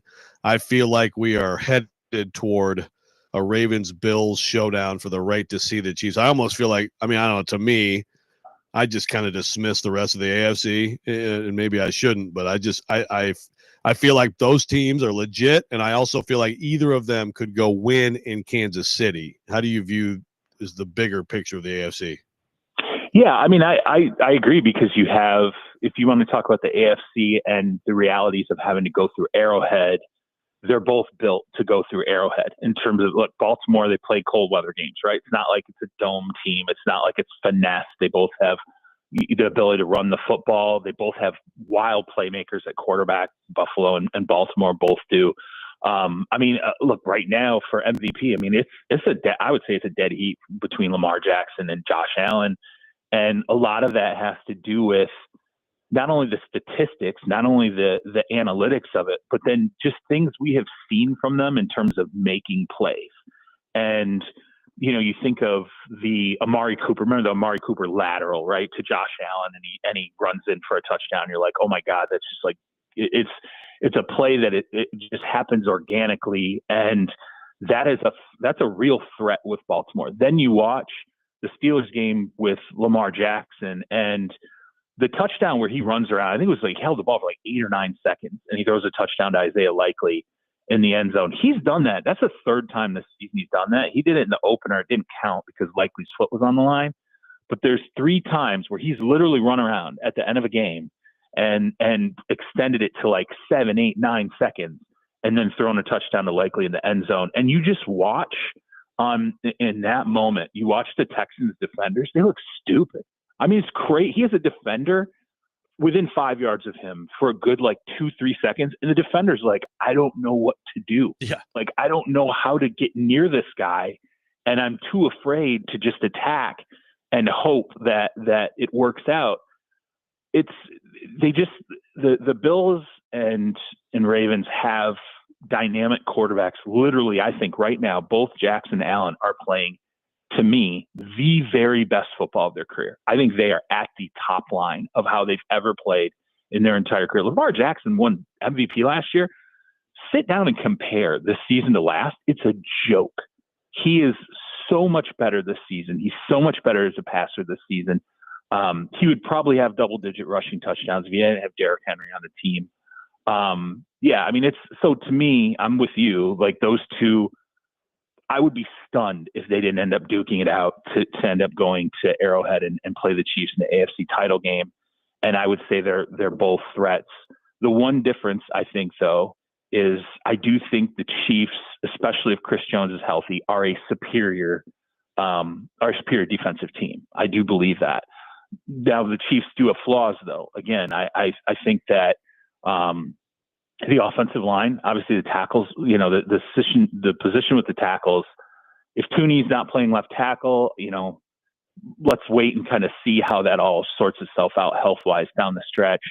But the Pacheco injury, you're like, okay, well, if they really get into a situation, they got to run the football. Can they do it effectively? But for Mahomes to play as well as he did against the Steelers, if you're out there going, we can't see the Steelers you can't see the Chiefs win their third straight. You have to be dismayed watching Mahomes in that game because you're like, this looks like a guy, especially, and then like Kelsey working his way into shape all season long. He reported like he was not in shape, and it took him, I think, effectively 2/3 of the season to really get himself to where he was up and running and in shape. And he looked he looked yesterday like he was back at 100% again. That has to really give you, nightmares if you're sitting there going, I don't want the Chiefs to win their third. Yeah, no doubt. And then there's the NFC side of this where you got Detroit and Minnesota and Philadelphia kind of duking it out for that number 1 overall seed. And then Green Bay scored 30 points like 5 games in a row. You got Atlanta that's battled back into their division lead. The Rams are playing good football right now. Like the NFC playoffs, I think, have a chance to be awesome, Charles. How do you view that conference and where it stands right now? Yeah, like how brutal is the NFC North? Like all 3, like Detroit, Minnesota, Green Bay, all clinched playoff spots already. All 3 have, like, if you're Detroit and the season's starting and they're like, hey, 15 games in, you're going to be 13-2. You're like, oh, we probably got the number 1 seed. Like, sweet, we're in a great spot. No, Minnesota's 13-2. Green Bay's 11-4. Philly's 12-3. You're going to literally fight through week 18 to try and win the number 1 seed in the NFC. The teams that have not clinched, their conferences, like the Rams in the NFC West and Atlanta in the NFC South or Tampa Bay. I mean, they're both 8-7, but Atlanta's got the inside track. Those are the afterthoughts. It's like, when I look at the NFC, I'm like, there's no doubt in my mind the NFC Championship game is coming out of the NFC East and the NFC North. Like, it's probably going to be Philly, and then it's one of these teams in the NFC North. Like, it could be Detroit. I still think the defensive injuries, the David Montgomery injury on top of that, it's just, after a while, you're like, the attrition, as many points as you can score, you're going to probably have to score 40 points a game to get yourself into into the NFC title game at this point. And the problem is every other team that I think in terms of being elite, Green Bay can score 40 with Detroit. Minnesota can score 40 with Detroit right now. I look at Minnesota and Green Bay defensively. I think they're healthier. I think they're better than Detroit right now because of that health aspect. The quarterback play for both has been great. The Packers at some point are going to figure out that Jaden Reed's actually their best offensive player. Yes. At some point, and stop having him play on special teams and go, hey, let's play this guy 100% of our offensive snaps and see what he can do. It's just there's so much there, I think, for the Packers that still has not been unlocked. And Minnesota, I think, is actually kind of peaking right now. Philly, the Hurts injury, okay, that throws a curveball into this. Like, it's a Saquon dominated offense. We get that, but I don't know that they even get to the NFC title game if Hurts is beat up, going into the playoffs without the number one seed. They really need that number one seed. And now they're definitely on the outside track. So you mentioned Atlanta. Obviously, they're back in control, Charles, because they swept the Bucs. And Michael Penix Jr. comes in and looks good. I mean, he has a pick, but it went off. Went off Kyle Pitts' hands. So I mean, it's pretty clear. That this is time to. I mean, first of all, I ripped the Falcons for drafting him, and now I guess it's a good thing they did. So he looks like it's going to be him, whether they make the playoffs or not. So Kirk Cousins, essentially, because he has a no trade clause, he can he's going to get to choose where he goes next, right? I mean, is that the way to look at it? Because absolutely, whether they cut or not, do you think it's more likely they cut or trade? If they do trade, I assume they're not going to get much at all for him. I mean, how do you think it plays out with him? I mean, is it possible he could hang this up at this point? Well, first off, they wouldn't get anything via trade. Doesn't matter anyway. He has no trade, and he's not waiving it. He's not. Here's how Cousins, I think, and his representation are approaching this. They're like, hey, you know what? You called Kirk when you're on the clock to draft Michael Penix, to tell him we're drafting Michael Penix. That's when Kirk Cousins finds out you're going to draft another quarterback. And you said that's a business decision. Well, you know what? We're going to go ahead and do the business decision now, which is to go, we're going to sit pat. And I think it's the fourth or fifth. I think it's the fifth day of the new league year. If Kirk is on the roster past this point, you owe us $10 million guaranteed in 2026. So you're already on the hook for 90 for 14 starts. Do you want to add that extra $10 million in 2026 for a player that your offensive coordinator is completely out on and has been out for weeks and has wanted to make this change for weeks? What are you going to do? No, they're going to cut him. Absolutely. There's no doubt in my mind. Kirk Cousins is standing pat. He's going to go to free agency. And then I think he's going to survey things. I don't think Kirk's done. I've gotten no indication that Kirk's done at this point. Interestingly enough, I wonder, and I am wondering this, quote unquote, wondering this, kind of feeling like I sort of have an idea of it. I wonder if when you brought Kirk in, if maybe physically where he was, you were not like, okay, maybe the door here is open to taking Penix because maybe we're not 100% sold on Kirk being physically where we need him to be. Maybe the Penix, I almost wonder if part of that conversation that occurred leading into the draft was, we're still taking a little bit of a chance here on Kirk. We've signed him in free agency. We've looked him over. Okay, we feel pretty good about it, but we're definitely not certain about how he's going to respond coming off of the torn Achilles. And if maybe that helped some elements in that front office get Penix drafted. They've been excited about Penix for weeks. When the decision was made, I reached out to people in the organization. They're like, dude, just wait. They're like, the biggest problem we have is going from a weak-armed righty to a strong-armed lefty. And getting our guys ready for that kind of a ball. But they were all predicting, just watch the verticality of the offense once Penix walks in. And I think you saw it right away. Like you said, Pitts was the one mistake, the interception that was not Penix's fault. And then I think there were even some drops in that game that Penix could look even better. But what's going to happen with Kirk is he's going to sit there. They're going to have to release him, and then he's going to find out how does the rest of this picture sort out. Everyone's waiting to see what happens with Darnold. I truly believe that Darnold's going to be in Minnesota next year. I think if they don't do a deal with him, they'll franchise him. And there's a few different lines of thinking in that. I think part of it is they think they're going to have Brian Flores potentially back next year as defensive coordinator. They think hey, we didn't expect to be actually in a real Super Bowl window right now, but we're actually in a real Super Bowl window right now with this guy and our coordinators and our talent surrounding him. So it's not just about the money. It's not just about his fit with O'Connell. It's the team's going to sit there and go, okay, what are you doing now? We're in a Super Bowl window now. Maybe we win some games in the playoffs. Maybe we get close. You're going to move on to J.J. McCarthy, who's missed effectively his entire rookie season with an injury, and you're going to gamble on that now? Or are you going to go ahead and franchise tag this guy, pay him the $40+ million, and let's roll with this in 2025 and see if we can win a Super Bowl, and then you can make another decision after it at that point? I think Darnold ends up in Minnesota, and then it starts to become other things like Russ in Pittsburgh. This is a critical juncture for Russell Wilson. What's happening right now and what happens the next, through the remainder of the season, Russ could potentially be playing right now for his job in Pittsburgh beyond this season, because the ball security has not been great. And so if Kirk becomes available, maybe Pittsburgh is an option. Maybe they're looking for another bridge opportunity for a different player. I still think Cleveland is a possibility for Kirk Cousins, because he can play for the minimum. He can play for the vet minimum, and they're definitely going to look for a quarterback who can push Deshaun Watson, and they're not going to worry about what Deshaun Watson's feelings are for it.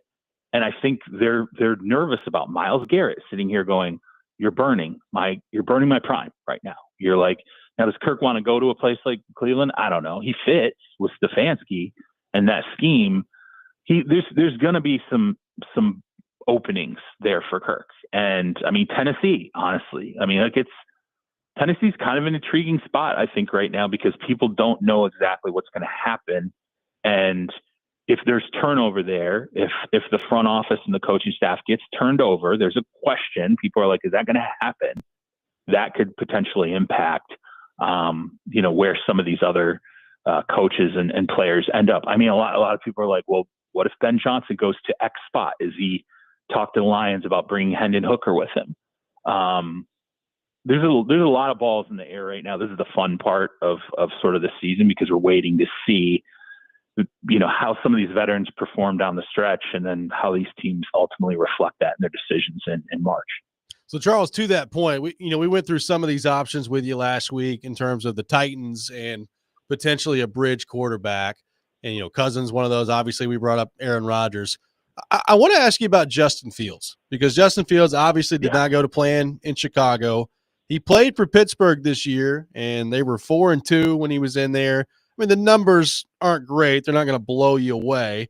But what do you make of the idea of Justin Fields, what his future looks like in this league, and what sort of an option he may be for the Titans? Okay, so when Pittsburgh sat him down, I think the pluses were they were happy with his ball security. They're like, hey, he took care of the ball when he was in there. He didn't do any. And, there were times where his numbers could have been a little bit better. There were some drops. There were some mistakes by the offensive line. But I think their biggest problem with him was mechanically, they still felt like they were not getting the football out fast enough with him. It has to be get it out. Don't extend plays because you're not getting it out fast enough. Extend plays because a play's not there to be made. And I think when they continue to look at the film, even when he was having success, they're like, okay, well, there are things being missed. He makes up for it because he can move around. But at some point, you have to cross that threshold of not missing things because you're taking too long to process a situation, or just simply you're just slow in getting the ball out of your hands. And so I think that's sort of a reality of it's going to be wherever he goes, can a coaching staff coach him out of that? And I'm sure there's going to be staffs that sit there and go, okay, look, the talent's the talent. He has talent. It's just, can we get him to the point where he's just getting it out fast enough and he's making the right decisions? And I think in a way, I think of Darnold. Like, Sam Darnold was a guy who, when he came out of the Jets and then even Carolina, it was like, you can't get him off his first read. He has no confidence. He's running around and doing things that don't make sense, reflective of the defense that's in front of him. And then things changed. He goes to San Francisco. He starts working with Kyle Shanahan. He settles down. He starts to understand the Shanahan offense. And then he goes and he continues that with Kevin O'Connell. It's what coach, I think, do you pair Fields with? And then how patient are you willing to be? I would suggest Fields probably needs to, wherever he goes next, if I'm his agent, I'm looking for what offense suits him, but where can he go? And in terms of like the mind, like who's going to be able to mold him? Who is he going to be able to settle down under and start to work through some of these things? Because I don't know that you get to, although Darnold, again, Darnold like 27, like he's pretty late. He's played a lot of years. He's pretty late in the continuum to show that he can improve. So that's probably still there. But I don't know that any team looks at Fields as being a bridge starter next year. I think they look at him as being a backup, and with, developmental possibility, maybe the ability to come in and eventually push a starter if you can coach him to that point. Charles, you said earlier, you mentioned Ben Johnson and, maybe taking Hendon Hooker. I was in Chicago last weekend, talked to a lot of Bears fans. I will say my sampling is they are all in on Ben Johnson, all convinced they're getting Ben Johnson. Yeah. No thanks on Vrabel. That's the fan perspective. And obviously last year, he bailed on Washington and decided, he's got a good gig. I think he's going to be super selective. Is the weirdness of the front office of the Bears enough, or is that offset the Caleb Williams promise? Like, how does a candidate look at those two things that seem to be opposing factors? And do you think that Ben Johnson ends up there? Well, Ben Johnson fits with Kevin Warren. I can tell you that, because he's not going to come in trying to run the entire organization. He's just not. And Kevin Warren being a guy who, I think, as I said on the show previously, he's definitely been a power consolidator everywhere he's been. He's tried to get as much power as he can and consolidate it. He's done that in Chicago. Vrabel would challenge that. That's what I think is the natural barrier between Vrabel and the Bears, is if Kevin Warren is going to be the guy making the call, he's going to look at Vrabel and go, nope, that dude's going to walk in and he's going to want to run more of the organization. Like, he's going to want to be the guy. That dude's way too big. Yeah, absolutely. Like, he's going to want to run the organization. Ben Johnson's not that guy. He's the opposite, I would argue.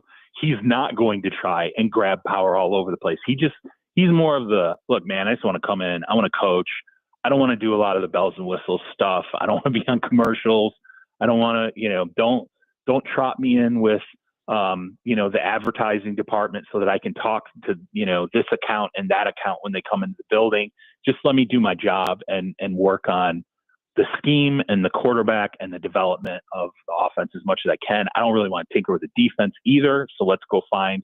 That's perfect for Kevin Warren, in my opinion, from what I know from Kevin Warren's history and the fact that he's taken over the top rung of the personnel side of the Bears. So I think that's a massive barrier for Vrabel.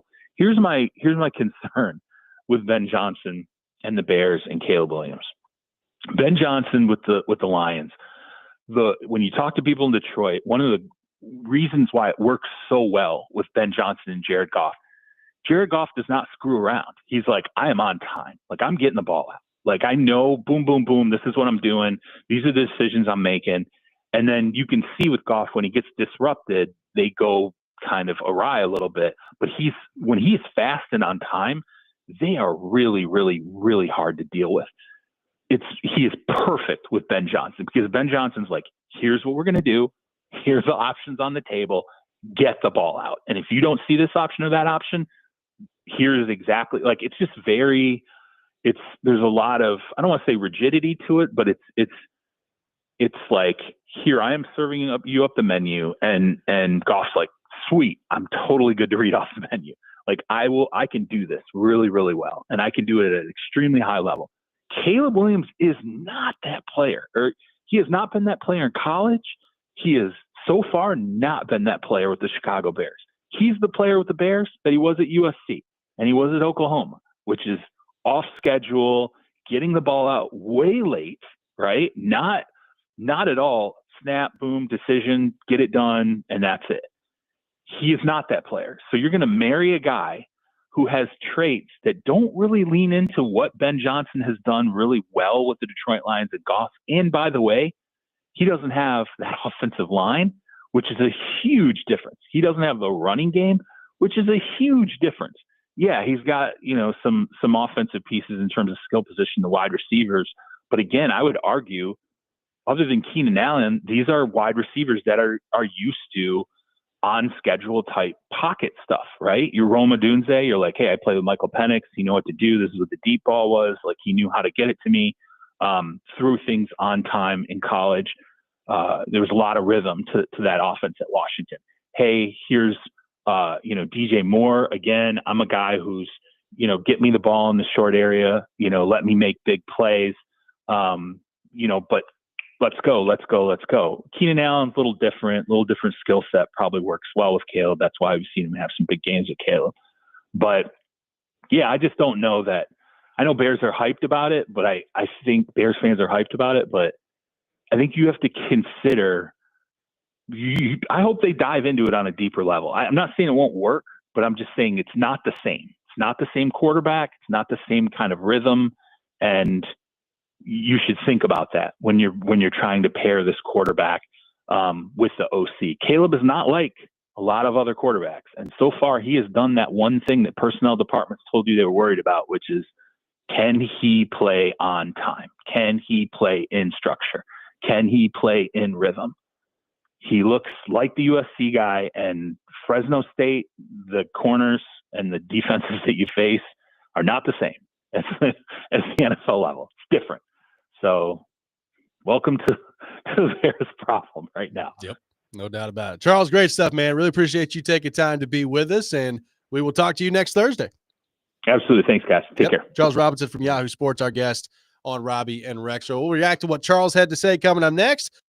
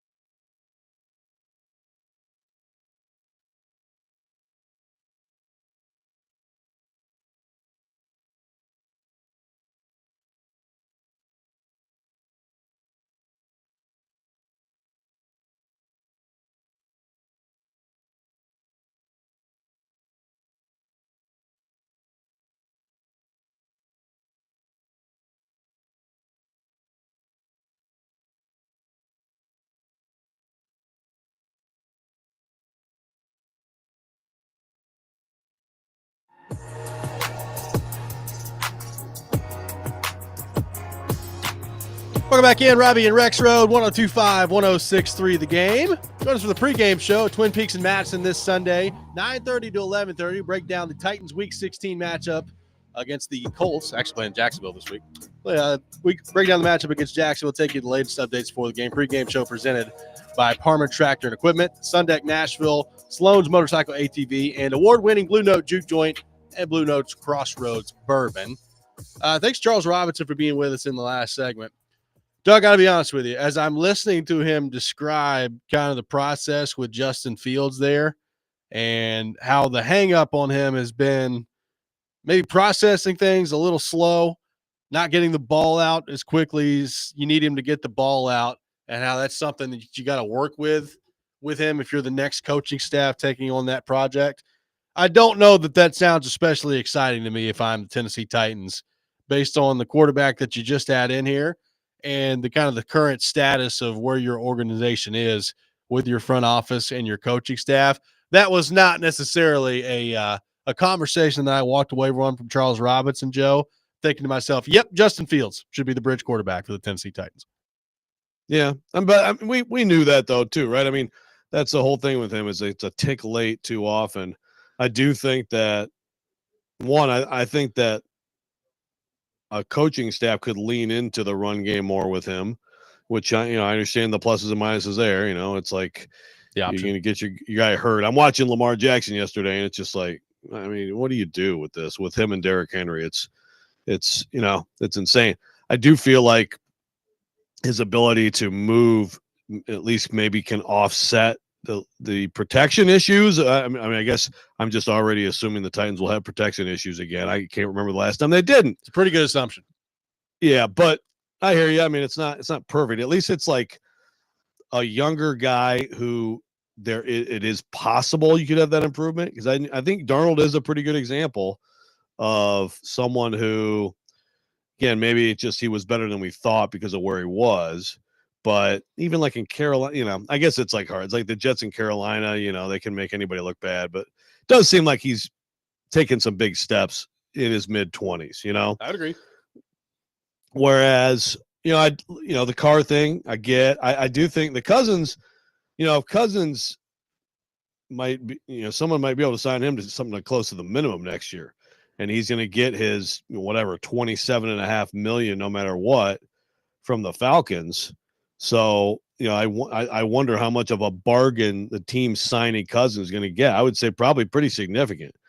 If you're the Titans, if you're these guys and you want to, and again, this is assuming he can kind of return to like what he was half of this year and most of his career, then that's a guy, if you shore up other things, that you can get to the playoffs with. You could be pretty good with. You could be solid with. I don't know that you can do much in the playoffs, but that's obviously still a big jump from what the Titans are now. And again, I'm saying that if they have protection, then that's a huge if, get another receiver, get a pass rusher. This defense, which is hilariously, I don't know that I've seen this before, the Titans defense, 5th in total defense and 31st in the only stat Dick LeBeau says it matters at all on defensive stats, points allowed. 5th in total defense, 31st in points allowed. That is truly wild. Yeah, I don't know that I've ever seen anything quite like that either. The Cousins, Charles went through some of the options there, whether it's Cleveland, which has got to be just begging for anybody that's competent other than Deshaun Watson to step foot at quarterback for them moving forward here. That's an interesting one. Like, I still think they got a pretty good roster. Like if he stepped in and played there, what would that look like? If he becomes a free agent, then it gets back to the question of that we've thrown out there a lot, which is, all right, it's a free agent decision, and you're a guy like Kirk Cousins. What are the pluses of coming here to the Titans? Like, what does that look like? Yeah, I mean, you'd have to be really sold on Callahan, big time, and you'd have to be really sold on like the plan that they have to, sold on the idea that it's actually not as bad as it may look. It's closer than you may think, et cetera, et cetera. I don't know that I don't personally buy that, but can they get a Cousins to buy that? Robby and MJ says, good morning. How about Russell Wilson as a bridge if the Steelers let him walk? Yeah. I mean, that's another And it's very interesting what Charles said there. And Yeah. I would have to agree. It does seem that way. It's like he's been really good. They got on a roll. It was clearly better than Justin Fields, but like the one pick he had yesterday after that penalty took the TD off the board was just a brutal. Like, how do you not know that there's going to be a safety there? So this is a critical time, and he could end up being out there too. Yep. 615-737-1025, our phone number. More reaction to Charles Robinson and the quarterback carousel coming up next. This is Robby and Rexrode, 1025, 1063, The Game.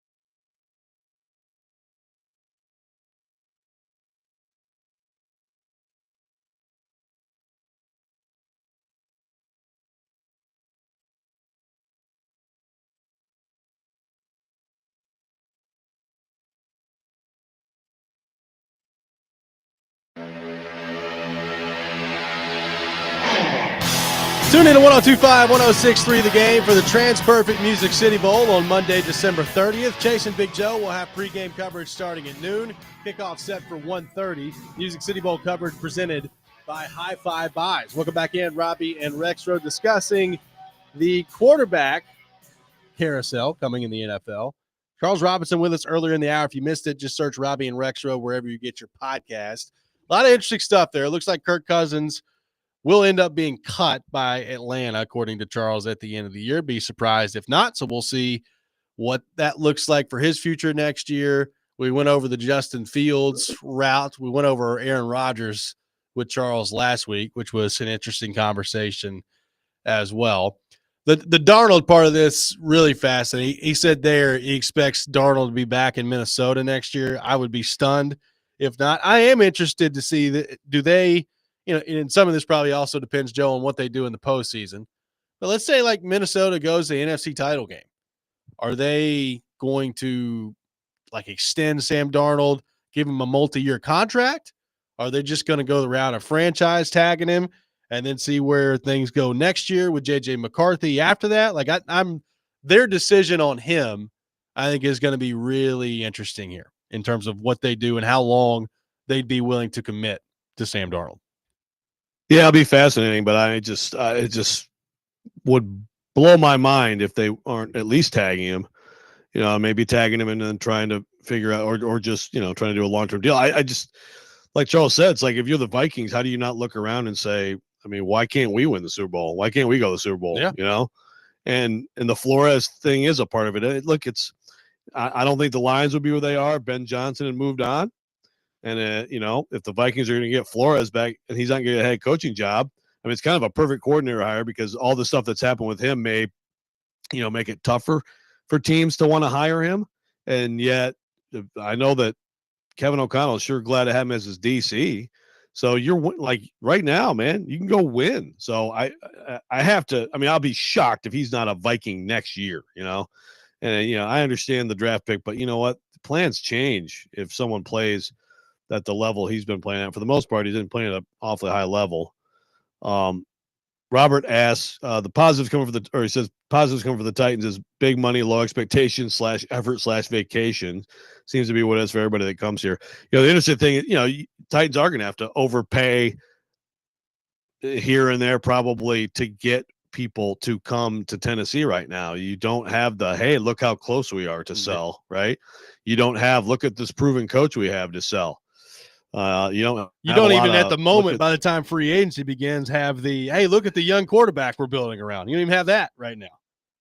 Right. Now, of course, if we're talking Cousins, and, like if you're talking about a quarterback, I just wonder, like, if the Titans, maybe some team, maybe Cousins, like obviously the Browns would love the idea of paying him the minimum, since they're still going to pay Deshaun Watson $10 billion next year to not play for them.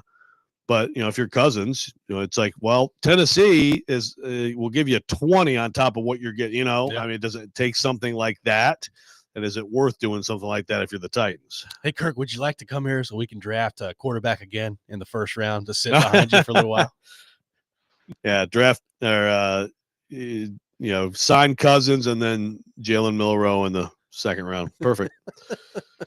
At this point, if you're him, like, if you're him, it's like, if you still have any opportunity, like, again, Tannehill is like, I'll start on a good team if somebody needs me.